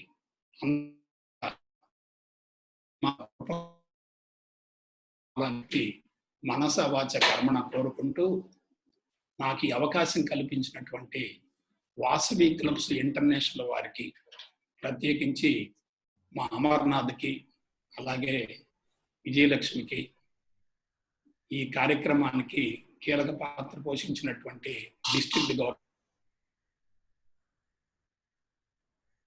ఈ సందర్భంగా అభినందనలు శుభాకాంక్షలు తెలియజేస్తూ సెలవు తీసుకుంటాను.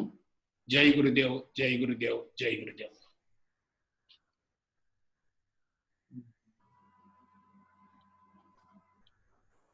జై వాసవి. గురూజీ గారు చాలా చక్కగా మాట్లాడారు. ముఖ్యంగా మెంబర్స్ అందరూ కూడా ఒక్కళ్ళు కూడా డ్రాప్ అవ్వకుండా, ఇంకా ఎంతమంది నాకు మధ్యలో ఫోన్లు వస్తున్నాయి, సార్ జాయిన్ అవ్వలేకపోతున్నాం అని. గ్రూప్ 100 ఫుల్ అయిపోయింది, ఏం చేయలేకపోయాం. చాలా మీ యొక్క సూచనలు చాలా బాగున్నాయి. దీంట్లో ముఖ్యంగా ఏంటంటే ఒక్క మనశ్శాంతిగా మనం బతకాలి అంటే అహంకారం అనేది ఒకటి పక్కన పెట్టడం అనేది, ఒక సింపుల్ గా చెప్పడం అనేది చాలా ఎక్సలెంట్ గా ఉంది. అది ఏంటంటే ఒక అహంకారాన్ని కానీ మనం పక్కన పెట్టినట్టయితే జీవితాంతం ప్రశాంతంగా ఉండగలుగుతాం అనేది నాకైతే చాలా అతుక్కుపోయిన వరలాగా అలా అనిపించింది. అలాగే ఇంకో కొన్ని సూత్రాలు కూడా మీరు చెప్పడం జరిగింది. ఆత్మన్యూనత ఒకటి, అలాగే నేనే ఆధిక్యం అనే అలాంటి ఒకటి, అసూయ అనేది, ఇట్లాంటివి లేకుండా జీవించడం అనేది, ఇవన్నీ కూడా చాలా అందరినీ సన్మార్గంలో నడిపించడానికి మీరు చెప్పినటువంటి సూచనలు చాలా చక్కగా ఉన్నాయి. అలాగే మన వాసవి క్లబ్స్ ఇంటర్నేషనల్ లో కూడా ఇంకొక మాట మీరు చెప్పింది ఇందాక, నేను నా కుటుంబం అని అంటే మనం లిమిటే అయిపోతాం. అలా కాకుండా సమాజం గురించి ఆలోచించడం అని చెప్పి మీరు ఒక సూచన చేయడం జరిగింది. ఆల్రెడీ ఈ సంవత్సరం మా ఇంటర్నేషనల్ ప్రెసిడెంట్ గారు మా ప్రోగ్రామ్ లో భాగంగా విజన్ అనే ఒక కార్యక్రమాన్ని తీసుకోవడం జరిగింది. దాంట్లో ఐ టు వి అని ఒక మీనింగ్ వచ్చే విధంగా అవార్డు తీసుకోవడం జరిగింది. ఎందుకంటే ఐ అంటే ఎప్పటికీ నేను అంటే నేను ఒక్కడనే మిగిలిపోతాను, అలా కాకుండా నేను కాకుండా వి అని మనము అని చెప్పే వర్డ్ కింద వాడినట్టయితే మనతో పాటు మన కోసం మన సమాజంలో ఉన్న అందరూ కూడా పాటుపడతారనే విధంగా ఆయన సూచిస్తూ ఒక కార్యక్రమాన్ని మేము ఆ విధంగా డిజైన్ చేసుకొని ముందుకెళ్తున్నాం. ముఖ్యంగా ఈ వాసవి క్లబ్స్ లో ఎక్కువ మంది మనకి నరనరాల్లో ఉన్నది ఏంటంటే, మనకి పూర్వజన్మ సుకృతమో లేకపోతే మన పూర్వీకుల నుంచి కూడా మనకు వస్తున్న ఆనవాయితీ అందరూ కూడా ఏదో ఒక రకంగా సేవ చేయాలి, లేకపోతే ఒక ఆధ్యాత్మికత ఉండాలనే ఉద్దేశం ఉన్న వాళ్ళు ఎక్కువ శాతం దీంట్లో ఉంటారు. అలాగే మీ యొక్క చాలా చక్కగా, అంటే ఇంతమంది మీకు ఎందుకని ఫ్యాన్స్ ఉన్నారో నాకు అర్థమైంది ఇప్పుడు. ఎందుకంటే చాలా మంది నాకు మీటింగ్ స్టార్ట్ అవ్వక ముందే ఇన్ని కాల్స్ వస్తుంటే ఏంటో అనుకున్నాను, కానీ నిజంగా 1 అవర్ అనేది 10 minutes లాగా గడిచిపోయింది. చాలా చక్కని సూచనలతోటి మీ యొక్క చాలా ఇన్స్పైరింగ్ గా ఉందండి. అలాగే ఒక్కసారి మా మెంబర్స్ లో కూడా ఎవరన్నా మాట్లాడాలనుకుంటే, స్క్రీన్ మీద చాలా ఎక్కువ మంది ఉన్నారు, నేను ఎవరిని గుర్తించలేని పరిస్థితి లాగా ఉంది ఈరోజు. ఎవరైనా హ్యాండ్ రైజ్ చేయండి, నేను ఒక్కసారి అవకాశం. ఒక్కసారి మన విజయలక్ష్మి గారు. అమ్మా చెప్పమ్మా. జైవాసవి, నమస్కారం సార్. గురూజీ గారు చాలా అద్భుతమైన స్పీచ్ ఇచ్చారు సార్. అసలు నేను చాలా ఆధ్యాత్మికమైనవి చాలా విన్నాను, కానీ అసలు గంట అప్పుడే అయిపోయింది. నేను టైం చూస్తున్నాను, అమ్మో టైం అయిపోతుందేమో, స్పీచ్ ఇంకొంతసేపు ఉంటే బాగుండు అనేట్టుగా ఉంది తప్పించి ఏంటి ఎప్పుడు అయిపోతుంది అని కాకుండా ఇంకో అరగంట ఉంటే బాగుండు అని అసలు నిజంగానే మా గవర్నర్ గారు చెప్పినట్టుగా 10 నిమిషాల్లో అయిపోయినట్టుగా అనిపించింది. నా మనసులో నాకైతే అప్పుడే టైం అయిపోతుందా అనిపిస్తుంది, ఎక్కడ మీ స్పీచ్ ఆగిపోతుందో అనే భయంగా కూడా అనిపించింది. అంటే ఇంకా వినాలనే కుతూహలం ఆ రేంజ్ లో ఉందన్నమాట. చాలా అద్భుతంగా చెప్పారు, చాలా మంచి మంచి పాయింట్స్ చెప్పారు. నిజంగా ఈ రోజు ఈ సొసైటీకి కావాల్సింది నిజంగా మీలాంటి గురువులు చెప్పి ఇంతమందిని కూడా ఇన్స్పైర్ చేసి, మీరు గంట సేపు చెప్తే కనీసం దానిలో 10% తీసుకొని కనుక మనం డెవలప్ అవుతే కనుక డెఫినెట్ గా సొసైటీ చాలా డెవలప్ అవుతుంది సార్. అంటే మీరు చెప్పినవన్నీ కూడా అందరూ ఆచరించకపోవచ్చని, అన్ని నిజంగానే ఆచరించకపోవచ్చు, కానీ మీలాంటి వాళ్ళందరూ చెప్పినవన్నీ కూడా కనీసం 25% అయినా సరే మనం అందరం కనుక సొసైటీలో పాటించగలిగితే కనుక డెఫినెట్ గా ఈ సొసైటీ చాలా మీరు చెప్పినట్టుగా అమృతత్వంగా మారిపోతుంది సార్. డెఫినెట్ గా చాలా బాగుంటది. మీరు చెప్పినట్టుగానే ఇంకో 10 ఏళ్లలో ఈ సమాజానికి మన ఆధ్యాత్మికత అనేది చాలా ఇంపార్టెంట్ అవుతుంది. అండ్ మీరు చెప్పిన ఇంకో పాయింట్ ఏంటంటే ఇన్ఫీరియారిటీ, సుపీరియారిటీ, కాంపిటీషన్ అన్నారు కదా, నిజంగా అది మాత్రం ఎక్కువ మందిలో కనిపిస్తుంది ప్రెసెంట్ ఉన్న దాంట్లో. అది కనుక తగ్గించుకుంటే కనుక నిజంగానే మనిషి అమృతం అయిపోతాడు సార్. ఆ 3 లేకపోతే కనుక మనిషి ఇంకా దేవుడైనట్టే. ఆ ఒక్క పాయింట్ అన్నిట్లోకి అది చాలా ఇంపార్టెంట్ పాయింట్ అనమాట. అది ఒక్కటి తీసుకుంటే కనుక మనం డెఫినెట్ గా మనిషి దేవుడిలాగా అయిపోయి, అంటే దేవుడిలాగా అంటే మనం మంచి చేస్తేనే మనం దేవుడు అంటే ఇంకా నేనైతే అలాగే అనుకుంటాను. చాలా మంచి పాయింట్స్ చెప్పి మమ్మల్ని అందరినీ కూడా ఇంత మంచి మార్గంలో నడిపించడానికి మీ మాటలు మాకు ఎంతో సహాయపడ్డాయి అనుకుంటున్నాను. మిమ్మల్ని ఈ స్టేజ్ మీదకి తీసుకొచ్చిన అమర్నాథ్ గారికి నిజంగా నేను మనస్ఫూర్తిగా ధన్యవాదాలు చెప్తున్నాను. అమర్నాథ్ గారు మీకు ధన్యవాదాలు చెప్తున్నాను. మిమ్మల్ని ఆహ్వానించేందుకు ముఖ్యశ్రవ గారికి స్పెషల్ గా ధన్యవాదాలు సార్. మీకు చాలా మంచి స్పీచ్ మాకు ఈ రోజు వినిపించారు. థ్యాంక్ యూ వెరీ మచ్ అనండాలి. అలాగే మన వేముల హజరతయ్య గుప్తా గారు, మన ఇంటర్నేషనల్ ఇమిడియట్ పాస్ట్ ప్రెసిడెంట్స్ గారు. నమస్తే గురూజీ. హజరతయ్య గుప్తానండి. బాగున్నారా? బాగున్నాను సార్. మరి స్పిరిచువాలిటీ నుంచే మనకి ఆరోగ్యం, సుదీర్ఘ జీవితం, మానసిక ప్రశాంతత, ఆనందం ఇవన్నీ కూడా కలుగుతాయని చాలా చక్కగా చేసి వాటిని మళ్ళీ వ్యక్తిత్వ వికాసానికి జోడించి ఇన్ఫీరియారిటీ కాంప్లెక్స్, సుపీరియారిటీ కాంప్లెక్స్ ఇవన్నీ కూడా చెప్పారు. అన్నిటికన్నా పర్సనాలిటీ కనుక మేరు పర్వతం అయితే సమస్య ఒక చిన్న మొక్కలాగా ఉంటుందని, అదే పర్సనాలిటీ చిన్న మొక్క అయితే సమస్య మేరు పర్వతంలా కనపడుతుందని మనిషిలో ఒక ధీశక్తిని పెంపొందించే విషయాన్ని చక్కగా తెలిసి సమస్య how to face the problem అనే దానికి ఒక సొల్యూషన్ లాగా ధైర్యాన్ని ఇవాళ వచ్చిన వీక్షకులందరికీ కూడా మీరు నింపారు. అలాగే పెద్దలు చెప్పినటువంటి ఒక మంచి మాట మీ చెప్తా ఉంటే గుర్తొచ్చింది. సర్వేషాం గతిరాధారో భగవానేవ కేవలః తమేవ శరణం ప్రాప్య సౌఖ్యం సజీవితం భజ అని. సర్వులకి భగవంతుడే గతి ఆధారుడై ఉన్నాడని, ఆ భగవంతుని శరణ పొందితే ఆరోగ్యం ముందు పవిత్ర జీవితం పొందొచ్చని, మీ వ్యక్తిగత జీవితాన్ని జోడించి మీలో ఎటువంటి పరిస్థితి ఉన్నప్పుడు ఆధ్యాత్మిక నమ్ముకొని ఇలా మళ్ళా ఆరోగ్యవంతుడిగా ఉండి ఎంతో మందికి ఆరోగ్య సూచనలు ఇచ్చేటువంటి స్థితికి వచ్చారు అనేది ఒక చక్కటి అంశం ద్వారా ఈ వ్యక్తిగత జీవితాన్ని కూడా కలబోసి అందరికీ ఒక నమ్మసత్యమైనటువంటి ఆధ్యాత్మిక చింతన ప్రబోధం చేసినందుకు మీకు మరొక మారు మా జిల్లా తరఫున ధన్యవాదాలు తెలియజేసుకున్నాం స్వామీజీ. మీరు కాకపోతే ఈ సమయం మీకు సరిపోదని మాకు తెలుసు, అయినప్పటికీ ఈ కాస్త సమయంలోనే అనేక మంచి విషయాలు జోడించి చెప్పినందుకు మరొక మారు కృతజ్ఞతాభివందనాలు తెలియజేసుకున్నాం సార్. అది ఇంకొకసారి చెప్పమన్నారు, మాట్లాడమంటారండి? పర్లేదా? ఓకే. మొట్టమొదటి శ్లోకం చెప్పారు, బాగుంది అది. సర్వేషాం గతిరాధారో భగవానేవ కేవలః తమేవ శరణం ప్రాప్య సౌఖ్యం సజీవితం భజ అన్నారంటే సర్వులకి భగవంతుడే గతియు ఆధారుడై ఉన్నాడు, కాన భగవంతుని శరణం పొంది సుఖమును పవిత్ర జీవితమును పొందవచ్చని ఎక్కడో విన్న ఒక శ్లోకం గుర్తుపెట్టుకొని మీతో అంటున్నాను స్వామి, మన్నించండి. గుప్తా గారు 20 ఏళ్ల క్రితమే నాకు పరిచయం. అవునవును తెలుసు, నేను చాలా సంవత్సరాల మీతో ప్రయాణం చేశాను. మీ స్పీచెస్ నేను విన్నాను, మీరు మాలేసుకొని నేను 2-3 సార్లు విన్నాను. ధన్యవాదాలు స్వామి. మీకు మీ స్పీచ్ వినాలి అనే ఒక కుతూహలం కూడా నాకు అనిపించేటప్పుడు. ఓకే, మీకు ఒక రకంగా ఆధ్యాత్మిక చింతన అనేది మీకు లభించినటువంటి వరం. మీలాంటి వాళ్ళ సాంగత్యం, సజ్జన సాంగత్యం అంటారు. ఓకే, 2 అయస్కాంతాలు కలిస్తే ఏమవుతుంది? ఒకదాని నుంచి మరొక దానికి శక్తి ఇంకా పెరుగుతూ ఉంటుంది. మీలాంటి వాళ్ళు ఈ సమాజానికి చాలా అవసరం కూడా. ఓకే, థ్యాంక్ యూ నమస్తే సార్. రైట్ అండి. ఓకే, ఇంకెవరన్నా ఉన్నారా? ఎవరన్నా ఒక్కళ్ళిద్దరు. మన కొనకళ్ళ సత్యకృష్ణ ప్రసాద్ గారండి.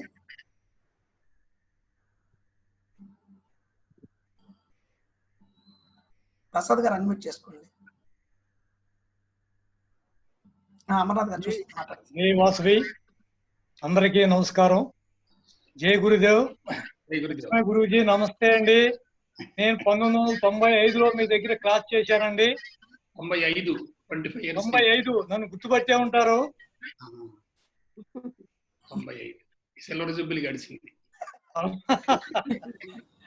అవునండి, మీరు అప్పటికి ఇంకా విజయవాడ కూడా రాలేదు. మీ లాస్ట్ ప్రసంగం నేను 2000లో విన్నానండి, సిద్ధార్థ కాలేజీలో. ఆ తర్వాత మీ ప్రసంగం వినటం ఇదే, మిమ్మల్ని చూడటం ఇదేనండి. మిమ్మల్ని అనేక సార్లు మీ ప్రసంగాలు తెలుసుకుని నేను వచ్చేలోపే ఏదో ఒక పని వల్ల నేను రాలేకపోయాను. మరి ఈ విధంగా మాకు ఈ భాగ్యాన్ని కల్పించారు. మీరు అప్పటికిప్పటికి ఆ రోజున 25 సంవత్సరాల మీద ఎట్లా ఉన్నారు, ఇవాళ కూడా అట్లాగే ఉన్నారండి. ఆ గొంతు గాని, ఆ మాట గాని, ఆ నవ్వు గాని, ఆ వచ్చేసి గాని ఏ మాత్రం కూడా మారలేదండి. ఇదే విధంగా ఇంకా 100 సంవత్సరాలు ఉండి ఈ సమాజానికి అనేకమైనటువంటి ప్రసంగాలు చేస్తూ అనేక మందిని ఉత్తేజపరుస్తూ వారి యొక్క జీవితాల్లో కొత్త జీవితాన్ని మీరు ప్రసాదించాలని నేను ఇందాక కూడా చెప్పానండి. మా జిల్లా గ్రూప్ లో ఒక 2 వ్యక్తులు మీని చాలా మందిని చేర్చారండి మీ దగ్గర, ఒక 100 మంది దాకా. దాంట్లో ఒక 2 వ్యక్తులు మాత్రం సుసైడ్ అటెంప్ట్ దాకా వెళ్ళి వాళ్ళు వెనక్కి వచ్చారండి మీ క్లాసుకి తీసుకొచ్చిన తర్వాత. ఆయన ఇవాళ ఏలూరులో ఉన్నాడండి. ఏలూరులో పెద్ద వ్యాపారం చేస్తున్నాడు. ఆయన పెద్ద బంగళా కట్టుకున్నాడు. ఆయన సుసైడ్ దాకా వెళ్ళాడండి. ఆయన ఒక ఆయన తీసుకొచ్చానండి. అలాగే ఒక స్టూడెంట్ ఒక అతను తీసుకొచ్చానండి, ట్రిపుల్ ఐటీ స్టూడెంట్. అతను మీ క్లాసుకు రాకముందు ఎంతో డిప్రెషన్ లో ఉన్నాడండి. అప్పుడు నేను తెలుసుకుని అతన్ని మీ క్లాసుకు తీసుకొచ్చాను. తీసుకొచ్చిన తర్వాత అతను కరెక్ట్ ఐఐటిలో వచ్చిందండి. ఆయన స్టేట్ ర్యాంక్, అది ఇంటర్నేషనల్ లో, అది నేషనల్ లోనే ర్యాంక్ వచ్చిందండి అతనికి. వచ్చి అతనికి ఫ్రీ సీట్ ఇచ్చారండి ఖరగ్పూర్ లో. మరి ఎట్లాగే నేను పంపించిన 100 మందిలో అనేక మంది ఇప్పటికీ చెప్తూనే ఉన్నారండి, భిక్షమే గారి వల్ల మేము చాలా ఆరోగ్యంగా ఉన్నాం, భిక్షమే గారి వల్ల మేము అనేకమైనటువంటి విషయాలు నేర్చుకున్నాం, మేము అనేకమైనటువంటి అలవాటుల నుంచి వచ్చేసాం బయటికి, ఏ ప్రశాంతమైన జీవితం గడుపుతున్నాం అని కూడా చాలా మంది చెప్తున్నారండి. నేను వచ్చినప్పుడు ఆ క్లాస్ లో కూడా మీరు చెప్పారు, ఒక 2-3 మారలేమంటే ఎమ్మడే పంపించారు మీరు క్లాస్ ఏమండి. హలో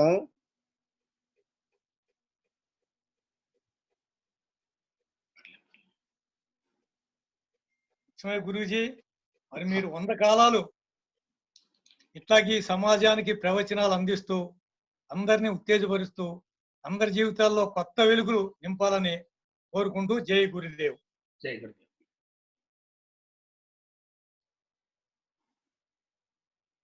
థ్యాంక్ యూ అండి, థ్యాంక్ యూ. అలాగే గురుజీ, మనకి అసలు వాసు క్లబ్స్ ఇంటర్నేషనల్ ఈ సంవత్సరం ఈ లాక్డౌన్ టైంలో మేము ఇన్ని మీటింగ్స్ పెట్టుకోవడానికి ముఖ్య కారణం ఏంటంటే, మా ఇంటర్నేషనల్ ప్రెసిడెంట్ గారు తిరువీధి వేణుగోపాల్ గారు, ఆయన ఒక ట్రైనరు. ఆయనతో పాటుగా మనకి ఈ ట్రైనింగ్స్ కమిటీ చైర్మన్ గా అయితే రాములు గారు ఉన్నారు. వీళ్ళిద్దరు కలిసి జిల్లాలో అన్ని జిల్లాల్లో కూడా ఇలాంటి కార్యక్రమాలు ప్రతినిత్యం జరిగే విధంగా ప్లాన్ చేసి దాదాపు చాలా ప్రోగ్రామ్స్ వీళ్ళు కండక్ట్ చేయడం జరిగింది. ప్రతిరోజు మనకి ఫ్యాకల్టీని కూడా కొంతమందిని వాళ్ళే పంపిస్తూ, అంటే మా దాంట్లో సర్టిఫైడ్ ట్రైనర్స్ ఒక 125 మెంబర్స్ ఉన్నారు. సో అలాగా అన్ని కార్యక్రమాలు కూడా చేయిస్తున్నటువంటి అయితే రాములు గారు కూడా మన గ్రూప్ లో ఉన్నారు. ఒకసారి ఆయన కూడా ఆయన యొక్క విషయాన్ని కొంచెం షేర్ చేసుకుంటారు. జస్ట్ అన్న ఐతారాములు అన్న. నమస్కారం అండి గురువు గారు. నమస్తే నమస్తే నమస్తే నమస్తే గురుగారు. నేను వింటున్నాను అప్పటి నుంచి ఇలా ఆధ్యాత్మిక చింతన అటువంటి ఒక కార్యక్రమం ఉందని చెప్పేసి ముక్తేశ్వర గారు చెప్పడం జరిగింది. మరి మేము రోజు కూడా సుమారు ప్రతిరోజు 27 జిల్లాల లోపల, అంటే జిల్లాలంటే మన రెవెన్యూ జిల్లాలు కాదు, మా వాసవి క్లబ్ ఇంటర్నేషనల్ జిల్లాలు ఉంటాయి, 30 డిస్ట్రిక్ట్స్ ఉన్నాయి. దాంట్లో 27 జిల్లాల లోపల కూడా డైలీ ఒక ట్రైనర్ తోని ఒక్కొక్క జిల్లాలో ఒక్కొక్క ట్రైనర్ పిలిపించి రకరకాలైనటువంటి ఒక స్పీచెస్ వినిపిస్తున్నాము. కానీ ఈ రోజు అందులో భాగంగా మా లక్ష్మీ గురువు గారు వస్తున్నారు, వారి యొక్క ప్రవచనం ఉంటుంది, మీరు కంపల్సరీ రావాలని చెప్పనేసి అన్నప్పుడు నేను అప్పటి నుంచి వింటున్నాను. చెప్పిన దాంట్లో వింటుంటే గంట పైన వింటున్నాను. దానికి టోటల్ గా అర్థం ఒకటే ఏంటంటే, ఎన్ని చింతలు ఉన్నా అన్ని చింతలు దూరం చేసే ఆధ్యాత్మిక చింతన ఒకటే అని నాకు అర్థమైంది చెప్పిందంటున్నాను. జీవితంలో రకరకాల చింతలు ఉంటాయి, ఎన్ని చింతలకు మార్గం ఒకటే ఏంటంటే, ఒక టాబ్లెట్ లాగా అన్ని చింతలకు ఆధ్యాత్మిక చింతన అనేది మార్గం అని చెప్పారు. చాలా చక్కగా చెప్పారు, చాలా విషయాలు చెప్పారు మీరు దాంట్లో. దాని టోటల్ మీనింగ్ ఒకటి అర్థమైంది నాకు. అంటే ఆధ్యాత్మికంగా మనం ప్రవర్తించినట్టయితే ఏ రోగమైనా కూడా నాకు ఉండదు.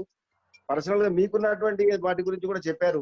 నేను ఇన్ని రోల్స్ అని చేస్తున్నాను, నాకు ఇప్పుడు ఈ 2 సంవత్సరాల నుంచి అసలు ఆరోగ్యం అంటే ఎంత హాయిగా ఉందని చెప్పనేసి అని. నిజంగా మన ఆధ్యాత్మిక చింతనలో నేను ఎన్నో రకాలైనటువంటి ఆధ్యాత్మిక చింతనలో నేను కూడా పాల్గొంటుంటాను. ప్రతి సంవత్సరం దాదాపు 30 సంవత్సరాల నుంచి అయ్యప్ప దీక్ష తీసుకుంటాను. నేను 40 రోజులు ఆధ్యాత్మిక చింతనలో ఉంటాను. 30 సార్లు నేను శబరిమలకి వెళ్ళి వచ్చాను. డిసెంబర్ లో కంపల్సరీ నేను ఒక ఆధ్యాత్మిక చింతనలో ఉంటాను. 2018 సంవత్సరంలో 108 పడులు ఒకే వేదిక మీద ఏర్పాటు చేసి గిన్నీస్ బుక్ రికార్డ్ చేసాం హైదరాబాద్ లో. 108 పడులు. అయ్యప్ప పూజలో మీకు ఐడియా ఉంటుంటది, ఒక పడి పూజ పెట్టి పూజ చేస్తారు. అలాంటిది 108 పడులు ఒకే వేదిక మీద 600 ఫీట్ల వెడల్పుతోని 108 పడులు పెట్టి 108 మంది భక్తులను కూర్చోబెట్టి సుమారు ఒక 50,000 మంది అయ్యప్పలు వచ్చే విధంగా ఏర్పాటు చేసి సేవ చేసేటువంటి భాగ్యం కలిగించాడు నాకు. ఆధ్యాత్మిక చింతన ఏంటంటే, పరిపూర్ణానంద స్వామి మీరు వినుంటారు, అంటే ఏర్పేడు పరిపూర్ణానంద స్వామి. పరిపూర్ణానంద స్వామి శ్రీపీఠం వారు ఉన్నారు. అది మలయాళ స్వామి వారి యొక్క పరంపర. ఏర్పేడు పరిపూర్ణానంద స్వామి 2016 సంవత్సరంలో ఎగ్జిబిషన్ గ్రౌండ్ లో 108 యజ్ఞగుండాలు పెట్టి రోజు 300 మంది జంటలను సాయంత్రం ఉదయం లెక్క అట్లా ఒక 5 రోజులు కార్యక్రమాలు నిర్వహించాము. ఆ కార్యక్రమానికి నిర్వాహకులుగా మమ్మల్ని ఏర్పాటు చేశారు స్వామీజీ మా ఇంటికి వచ్చి. ఆధ్యాత్మిక చింతన వల్ల మీరు చెప్పారు ఏంటంటే కుటుంబంలో అందరూ సౌఖ్యంగా ఆరోగ్యంగా ప్రశాంతంగా ఉంటారని చెప్పారు. దానికి నిదర్శనం నిజంగా మేము అనుభవిస్తున్నటువంటి జీవితం చాలా చక్కటి జీవితం. ఏంటంటే ఎన్ని డబ్బులు ఉన్నాయి అలా ఉమ్మడి కుటుంబం అనేది చాలా రేర్ అయిపోయింది ఇప్పుడు ఈ రోజులలో. కానీ మా ఇంట్లో మేము 2 అబ్బాయిలు 2 కోడళ్ళు, నా మనవరాలు 10 మంది ఉమ్మడిగా ఉంటాము, ప్రశాంతంగా ఉంటాము, హాయిగా ఉంటాము. ఎన్ని 100 కోట్లు 1000 కోట్లు ఉన్నా కూడా ఆ ప్రశాంతత అనేది ఆధ్యాత్మికంలో ఉంటుందని చెప్పి మీరు చెప్పినటువంటి విషయాలు అది అనుభవించిన వాళ్ళకి మాత్రమే అర్థమవుతుంది అన్నట్టు.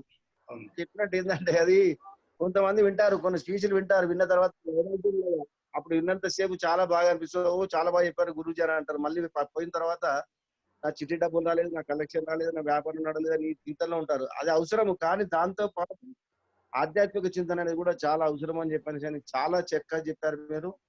నేను అంటే ముగ్ధులు అయిపోయాను. మేము 1.5 స్పీచ్ లోపల మేము ముగ్ధులం అయిపోయాము. చాలా ఆనంద భరించామని చెప్పని తెలియజేస్తూ మీ యొక్క ఈ యొక్క ప్రవచనం వినే భాగ్యం మాకు ముక్తేశ్వరరావు గారు కల్పించారు 203. దానికి తోడు మా ఆధ్యాత్మిక చింతనలో ఎప్పుడు ఉండేటువంటి ఒక హజరతయ్య గారు కూడా వారు కూడా ఎన్నో ప్రయాణాలు చేశారు ఆధ్యాత్మిక చింతనలో. మంచి మంచి ప్రవచనాలు చెప్తుంటారు. వారు కూడా ఎప్పుడు ఎక్కడికి పోయినా ఒక శ్లోకం చెప్పిన తర్వాతనే వారి యొక్క స్పీచ్ స్టార్ట్ చేస్తారు. మరి హజరతయ్య గారు, వెంకట్రావు గారు, వాసుదేవరావు గారు అంతా కూడా అక్కడ ఇంటర్నేషనల్ పాస్ ప్రెసిడెంట్ గా చేసినటువంటి వీళ్ళంతా మహానుభావులు ఉన్నారు. ఆధ్యాత్మిక చింతనతో పాటు సేవా కార్యక్రమాలు వైశ్యం లోపల సేవా కార్యక్రమాలు చేయడానికి అనేదానికి అది నిదర్శనం అని చెప్పనేసి అంటే నేను చాలా దిక్కులు చెప్తుంటానంటూ. రాతిని పలికిస్తే అది రాగాలు పలుకుతుంది, మనసును మదిస్తే అది భావాలు పలుకుతుంది, వేదాన్ని పోషిస్తే అది నాదమై నిలుస్తుంది, సమాజంలో ప్రతి వైశ్యను కదిలిస్తే సేవా తత్వమే కనిపిస్తుంది అన్నట్టుగా మరి వాసవి క్లబ్ ద్వారా సుమారు చెప్పండి, అది మరొకసారి చెప్పండి. నిదానంగా రాతిని పలికిస్తే అది రాగాలు పలుకుతుంది, రాగాలు పలుకుతుంది అంటే దాని నిదర్శనం ఏంటంటే తాడిపత్రిలో రామాలయం అనే ఒక దేవాలయం ఉంది. అక్కడ స్తంభాలు ఉంటాయి. అక్కడ మీరు వెళ్ళి ఒక రాయితో ఇలా గీసినట్టయితే అక్కడ 7 స్వరాలు వినపడుతుంటాయి మనకి. రాతిని పలికిస్తే అది రాగాలు పలుకుతుంది, మనసును మదిస్తే అది భావాలు పలుకుతుంది, భావాలు పలుకుతుంది, వేదాన్ని ఘోషిస్తే అది నాదమై నిలుస్తుంది, సమాజంలో వేదాన్ని ఘోషిస్తే అది నాదమై నిలుస్తుంది, ప్రతి వైశ్యని కదిలిస్తే సేవా తత్వమే కనిపిస్తుంది అనే నిదర్శనానికి మరి అలాంటి యొక్క మా వాసవి క్లబ్ సభ్యులు సుమారు 80,000 మంది సభ్యులతో సంవత్సరానికి ఒక 60 కోట్ల రూపాయల సేవలు అందిస్తున్నటువంటి ఈ వాసవి క్లబ్స్ ఇంటర్నేషనల్ కేసీ గుప్తా గారు అన్న మహానుభావుడు ప్రారంభిస్తే ఇంతమంది మేము ఇలా పాలు పంచుకొని ఇంతమందిని దీన్ని కలుసుకునేటువంటి భాగ్యం కలిగించినటువంటి కేసీ గుప్తా గారు ఇలాంటి ఒక ప్లాట్ఫామ్ ద్వారా మీలాంటి ఒక పెద్ద పెద్ద వ్యక్తులను కలిసేటువంటి అవకాశ భాగ్యము, ఒక మంచి 4 మాటలు వినేటువంటి ఒక ఈ జూమ్ టైం అంటే ఈ జూమ్ మీటింగ్ ఈ లాక్ డౌన్ లో డైలీ ఒక 1000 మందితో కలుస్తున్నాను నేను. 27 జిల్లాల్లో డైలీ ఒక 1000 మంది సభ్యులతో కలిసి రకరకాలైనటువంటి ఒక విషయాలు తెలుసుకునేటువంటి ఒక అవకాశ భాగ్యం మా ఇంటర్నేషనల్ ప్రెసిడెంట్ గారు, యువకుడు ఇంటర్నేషనల్ ప్రెసిడెంట్ ఈసారి ఉన్నటువంటి వేణుగోపాల్ గారు ఒక ట్రైనర్. ఆయన ఈ యొక్క ట్రైనర్స్ ద్వారా ఈ యొక్క జూమ్ యాప్ ద్వారా ఎంతో మందికి ఈ రోజు ఎన్నో విషయాలు తెలియని విషయాలు తెలిపేటువంటి ఒక కార్యక్రమాన్ని ఏర్పాటు చేశారు. అందులో భాగంగా ఈ రోజు మిమ్మల్ని దర్శించుకునే భాగ్యం నాకు కలిగింది. మేము మొదటిసారి మీ ప్రవచనం వింటున్నాం, చాలా సంతోషం, మేము ధన్యులుగా భావిస్తున్నాం. Thank you sir. మిమ్మల్ని దర్శించే భాగ్యం నాకు కలిగింది. అయ్యో చాలా చిన్న వాళ్ళం సార్ మేము. ఫైనల్ గా మన జిల్లాకి లక్ష్మయ్య గురూజీ గారిని పరిచయం చేసినటువంటి, ఎందుకంటే ఇప్పుడే చాలా టైం అయిపోయింది కాబట్టి గురూజీ గారిని పరిచయం చేసినటువంటి మన డిస్ట్రిక్ట్ క్యాబినెట్ ట్రెజరర్ అమర్నాథ్ గారికి ఒకసారి అవకాశం ఇద్దాం. అమర్నాథ్ గారు. జై వాసవి సార్, నా పేరు ఆలమూరి అమర్నాథ్ అండి. మీ క్లాసులు ఇంత ముందులో చేశాను. లోటస్ లో రఘు గురూజీ గారి ద్వారా కూడా క్లాసులు కంటిన్యూషన్ గా పెట్టించామండి. మరి వారి ద్వారా మీరు మన జిల్లాకి ఇంతసేపు చక్కగా అన్ని మంచి మాటలు చెప్పారండి. ఇన్ని రోజులు జూమ్ మీటింగ్ జరగటం వేరు, ఈ ఒక్కరోజు జూమ్ మీటింగ్ జరగటం వేరు. 100 మందిలో ఒక పర్సన్ తగ్గితే మళ్ళీ 100 మంది ఇంకో వ్యక్తి జాయిన్ అయిపోతున్నాడండి. అలా నేను చూశానండి. ఇప్పటి వరకు కూడా 100 మంది అలా ఉన్నారు. కొంతమంది నాకు ఫోన్ చేశారు, మరి ఎలా జాయిన్ అవ్వాలని ఇప్పుడు అవకాశం లేదు. మన ముక్తేశ్వరరావు గారు రికార్డ్ చేశారు, దానిని అందరికీ కూడా పంపిస్తారు. దాని ద్వారా కూడా మీ ప్రసంగాన్ని అందరూ వింటారని భావిస్తూ మీరు చక్కగా ప్రవచనం చెప్పినందుకు మీకు ధన్యవాదాలు తెలియజేస్తూ మరొక్కసారి మీకు పాదాభివందనాలు. నమస్తే. నమస్తే.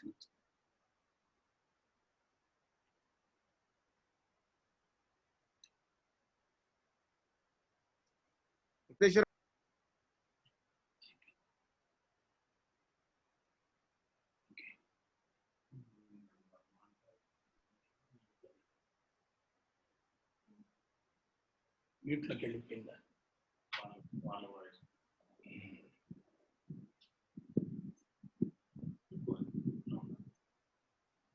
సార్ మ్యూట్లో ఉన్నారు మీరు. సార్ వెంకట్రావు గారు చెప్పండి. ఓకే, ఒక్క నిమిషం సార్. జై వాసవి. అట్లాగే లక్ష్మీ గురు గారి గురునే విజయవాడలో చేశాను. నేను ఏఎంసీ కూడా చేశాను, అడ్వాన్స్ మెడిటేషన్ కోసం. ఋషి ప్రభాకర్ గారు విజయవాడలో లైలా కాలేజ్ జరిగింది. ఈ పేరు విన్నాను, మీరంటే చాలా డెడికేటెడ్ గా మమ్మల్ని పర్సనల్ గా ఈ జూమ్ యాప్ గా కలవడం జరిగింది. I know what is your calibre and capacity. కాబట్టి ముఖ్యంగా SSY నాకు 1991 అని కొద్దిగా బీజం వేసింది నా మైండ్ లో. ఏంటంటే ముఖ్యంగా మనం ఏంటంటే నువ్వెవరినో నిందించే బదులు నీకు నువ్వు నిందించుకో. నేను అవ్వాలి, నేను ఎవడో, మన దేశాన్ని మనం విమర్శిస్తాం. విమర్శించే బదులు నువ్వేంటి అసలు నువ్వు దాన్ని గమనించి what you are in the society అని గమనించమని చెప్పారు. అప్పటి నుంచి నేను ఇంకోటి అనుకునే బదులు మనకు మనమే ఆలోచిస్తాం. If you are systematic everything will be system. అలాగే మీకు ముఖ్యంగా అహంకారం తగ్గించుకుంటే ప్రతి మనిషి సక్సెస్ అవుతాడు. సత్వగుణం డెవలప్ చేసుకోవాలి ప్రతి మనిషి. ఇవన్నీ కనుక ఉన్నట్టయితే ఆటోమేటిక్ ఈ కరోనా వ్యాధి అలాంటి దాన్ని వీ కెన్ ఓవర్కమ్. ఇవన్నీ నథింగ్. ఆ రకంగా చక్కగా బ్రహ్మాండంగా ఆధ్యాత్మిక భావనగా మీరు చెప్పారు. అలాగే మీరు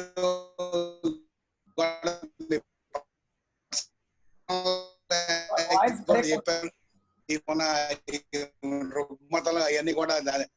హలో చెప్పండి. ఆ రకంగా మేము కూడా ఫాలో అయ్యి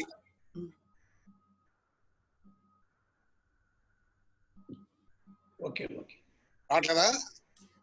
ఇప్పుడు మాట్లాడుతుందా? ఇప్పుడు వస్తుంది. ఏమీ లేదు. గురువు గారు మనకి ఇదివరకే పరిచయం ఉన్నారు. SSY లో ఫస్ట్ 1991 లో నేను కూడా అప్పుడు చేయడం జరిగింది. ఆ రకంగా మనకి SSY ద్వారా ఆయన పేరు వినటం జరిగింది. ఆయన చాలా స్పీచ్ వినడం జరగడం జరిగింది. ఇవాళ ఆయన ఫుల్ లెంత్ స్పీచ్ మొత్తం టోటల్ గంట ఇది. ఆయన చెప్పినట్లు ముఖ్యంగా మనం ఏంటంటే సత్వగుణం డెవలప్ చేయాలి. అలాగే మొత్తం అహంకారం తగ్గించుకోవాలి. ఆ superiority complex is nothing but అహంకారం తగ్గించుకుంటే ఏ మనిషినైనా సక్సెస్ అవుతాయని చెప్పారు. అవన్నీ తగ్గించుకుంటే డెఫినెట్ గా ఆధ్యాత్మిక భావంలో మన చింతన, ఆధ్యాత్మిక చింతన ఉంటే డెఫినెట్ గా మన life is leads very well. ఆయన చెప్పింది ఒకటి నాకు చాలా బాగా ఆనందంగా ఉంది. నువ్వు ఈ నెట్ డాట్ వరీ, నువ్వు ఆధ్యాత్మికంగా ఉండా, మనం ఇంకోటి భయపడక్కర్లా. ఈ need not worry to anybody అనే విధానంగా మనం ఎప్పుడు కావాలి చివరి మన బ్రెత్ వరకు విల్ బి హ్యాపీలీ లివ్ ఉండగలం. విజయ్ అలాగే ముక్తేశ్వర గారికి thank you. Okay sir. Final గా గురూజీ మా డిస్ట్రిక్ట్ తరఫున మా మెంబర్స్ అందరినీ ఒక సన్మార్గ గౌరవంలో నడిపించే విధంగా మీరు చెప్పినటువంటి స్పీచ్ కి బద్రీనారాయణ మాట్లాడతాడు. చూడు, బద్రీనారాయణ రైట్ బద్రీ గారు చెప్పండి, మాట్లాడండి. బందర్ నుంచి. నమస్తే సార్. నేను మీ మీటింగ్ అనగానే రోజు కొంచెం లేట్గా చేరేవాడిని, చాలా ఎర్లీగా చేరాను సార్. ఎందుకంటే చాలా మెసేజ్లు వచ్చినాయి గురువు గారు అని. వాళ్ళు నాకు ఛాన్స్ దొరకదేమో అని చెప్పి చేరానండి. కాకపోతే పొరపాటున చిన్న ఫోన్ వచ్చింది, పక్కకి వెళ్ళేటప్పుడు మళ్ళీ చేరుదామంటే ఒక్కసారి కూడా ఛాన్స్ రాలేదు సార్. అంటే ఇప్పుడు వరకు మా మీటింగ్లన్నీ సక్సెస్ అయినాయి సార్. ఇవాళ మీటింగ్ మాత్రం చాలా గ్రాండ్ సక్సెస్ అయింది. దుబ్బర్లో ఎవరో వెళ్ళటం వల్ల నాకు ఈ అవకాశం దొరికింది సార్. కాకపోతే ముక్తేశ్వరరావు గారు మాకు ఒక అవకాశం ఇచ్చారు. రికార్డింగ్ చేసింది చూస్తాము, చూసిన తర్వాత వ్యక్తిగతంగా మాట్లాడతాను సార్. మీరు నాకు తెలుసు, నేను Vijayawada Ushasri convent principal KBN బాబుని, చాలా బాగా తెలుసు మీకు. మీరు నాకు Ushasri convent sir, one town Ramanaiah cool drink shop దగ్గర. నా పేరు KBN బాబు అంటారు సార్. గుర్తుకొచ్చే ఉంటది, కలిసాం మనం. అయితే ఏంటంటే మిమ్మల్ని కలిసినందువల్ల మీ స్పీచ్ డెఫినెట్ గా విందామని నేను ఇవాళ ముందుగా కూర్చుంటే నాకు అవకాశం లేకుండా పోయింది సార్. కానీ యూట్యూబ్ లో చూస్తాను తప్పకుండా. మీకు ఒకసారి ధన్యవాదాలు తెలియజేసుకుని నమస్కారాలు తెలియజేసుకుంటున్నాను సార్. ఈ కార్యక్రమాన్ని అంతా కూడా మనం రికార్డ్ చేసి యూట్యూబ్ ఛానల్ ఒకటి డిస్ట్రిక్ట్ యూట్యూబ్ ఛానల్ పెట్టామండి. ఆ ఛానల్లోకి మనం ఇది మెంబర్స్ ఎవరైతే అందుబాటులో రాలేకపోయారో వాళ్ళందరికీ కూడా మళ్ళీ మనం ఇది షేర్ చేయడం జరుగుతుంది. అలాగే ఈ ఆధ్యాత్మికత గురించి కూడా ఒక చిన్న మాట ఏంటంటే, నా ఏజ్ తక్కువైనా కూడా నేను మన విజయవాడలో ఒక భారీ 72 అడుగుల గణపతి ఉత్సవాలు జరిగినాయి. మీకు ఐడియా ఉండే ఉంటది. ఖైరతాబాద్ గణేష్ లాగానే మన విజయవాడలో కూడా 3 years జరిగిన ఉత్సవాల్లో నేను దాంట్లో కమిటీలో సెక్రటరీగా చేశాను. వాళ్ళు రకరకాల ముందు కూడా దేవుడి కార్యక్రమాల్లో చాలా వాటిలో పార్టిసిపేట్ చేశాం. అలాగే ఇంకా ఫైనల్ గా పశుమతి పుష్ప గారు మాట్లాడమ్మా. వినపడట్లేదండి పుష్ప గారు.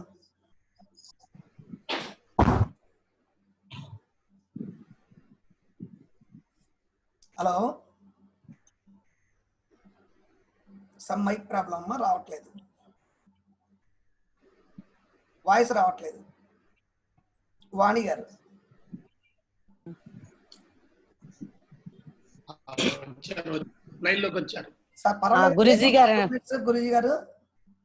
గురుజీ గారు నమస్తే అండి. నమస్తే, చెప్పండి. సభ్యులకి గురుజీగా అందరికీ నా ధన్యవాదాలు. ఈరోజు నేను జూమ్ మీటింగ్స్ అన్ని మధ్య మధ్యలో చాలా వరకు ఆల్మోస్ట్ అటెండ్ అవుతున్నా అండి. ఈ రోజు మీటింగ్ మటుకు నాకు చాలా బాగా నచ్చింది. అన్ని కూడా వాల్యుబుల్ అనుకోండి. అవన్నీ సాధించాలంటే ఇది ఒకటి ఉంటే చాలని చాలా సింపుల్ గా చెప్పారు.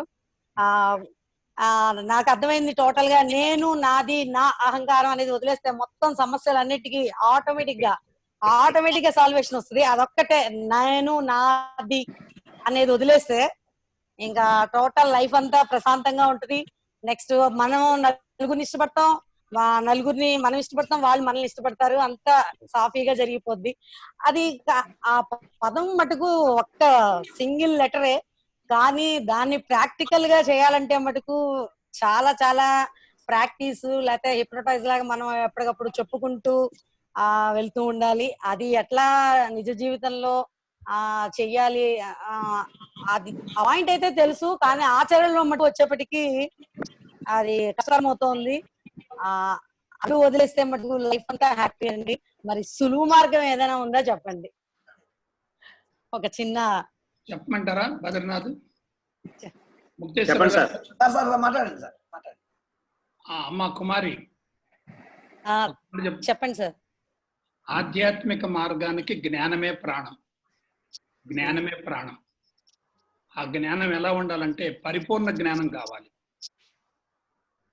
ఉపనిషత్తుల ద్వారా మనకు అందినటువంటి పరిపూర్ణ జ్ఞానాన్ని శాస్త్రయుక్తంగా తెలుసుకుని క్రమం తప్పకుండా సాధన చేస్తే జన్మ జన్మలుగా ఉన్న సంస్కారాల కట్ట కూడా సమూలంగా దగ్ధమైపోద్ది.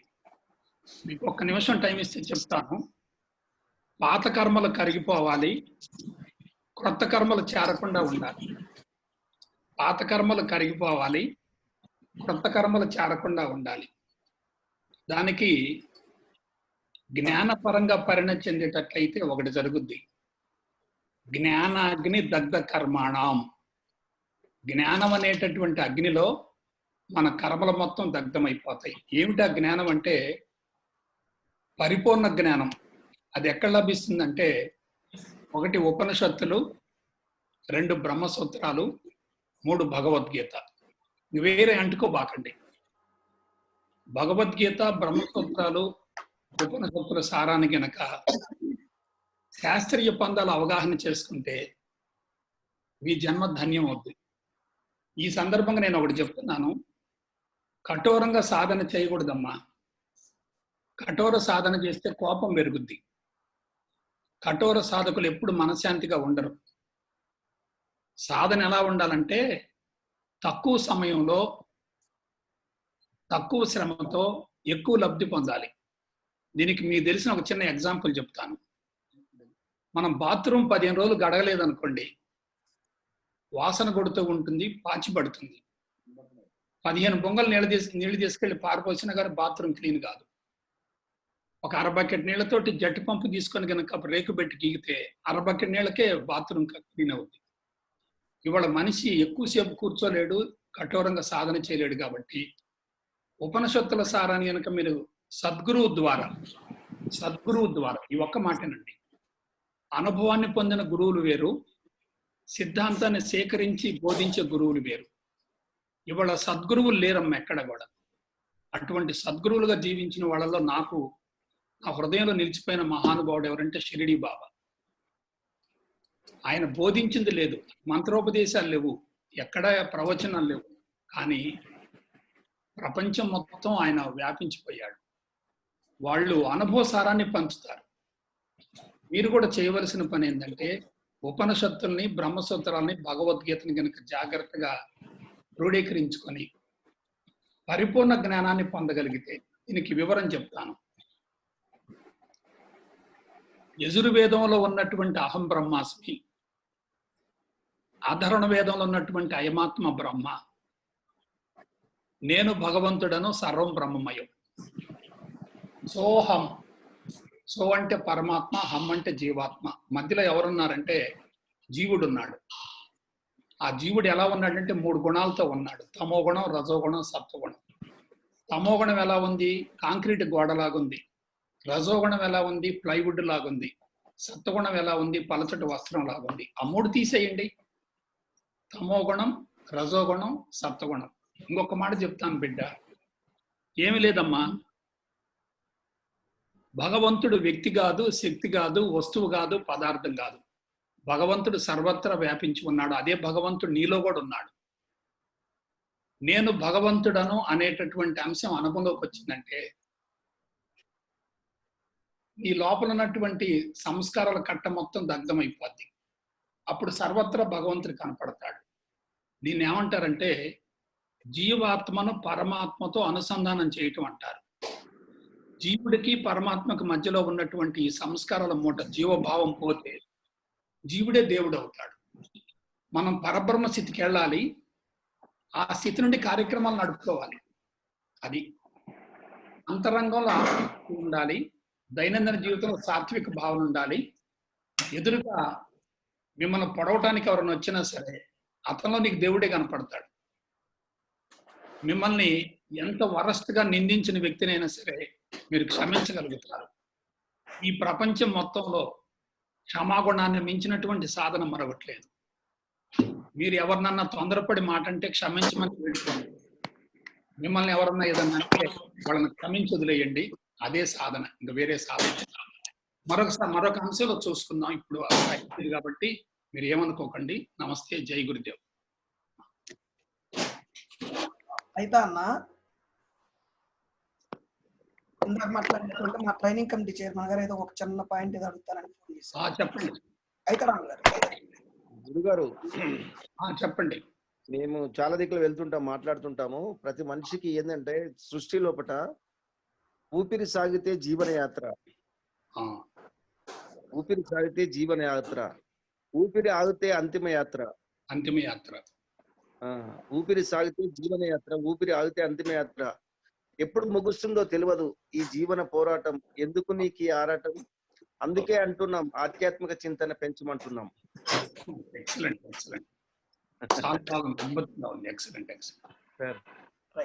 సార్, ఊపిరి సాగితే జీవన యాత్ర, ఊపిరి ఆగితే అంతిమ యాత్ర. ఎప్పుడు ముగుస్తుందో తెలియదు ఈ జీవన పోరాటం. ఎందుకు నీకు ఈ ఆరాటం?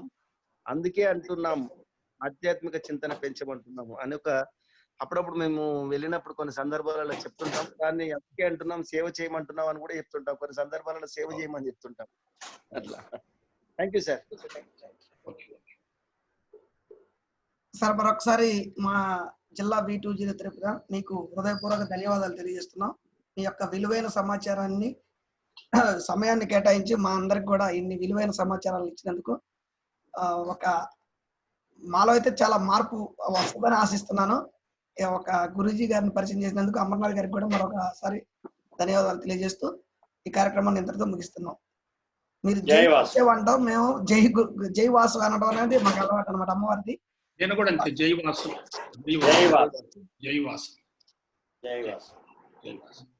మన ముక్తేశ్వరరావు చెప్పన్నా. సార్ నెంబర్ ఒకసారి మెసేజ్ పెట్టు గ్రూప్ లో. అలాగే గురుగారు మాట్లాడు. గురుగారు నెంబర్ తో మెసేజ్ పెడితే అందరూ అవసరం అనుకున్న వాళ్ళు ఇప్పుడు మాట్లాడుకుంటాం. ఓకే అన్న. Right, thank you. చాలా చక్కటి క్లాస్ అరేంజ్ చేసావు ఇలా. ఓకే అన్న, థ్యాంక్ యూ అన్న, థ్యాంక్ యూ. అలాగే మెంబర్స్ అందరు కూడా ఈవినింగ్ 7 కి మళ్ళీ ఇంకో క్లాస్ ఉంది, అది మళ్ళీ మెసేజ్ పెడతాను మీ అందరికి. Thank you. Sure sure sure. జై వాసవి. Right, okay. జై వాసవి. జై వాసవి.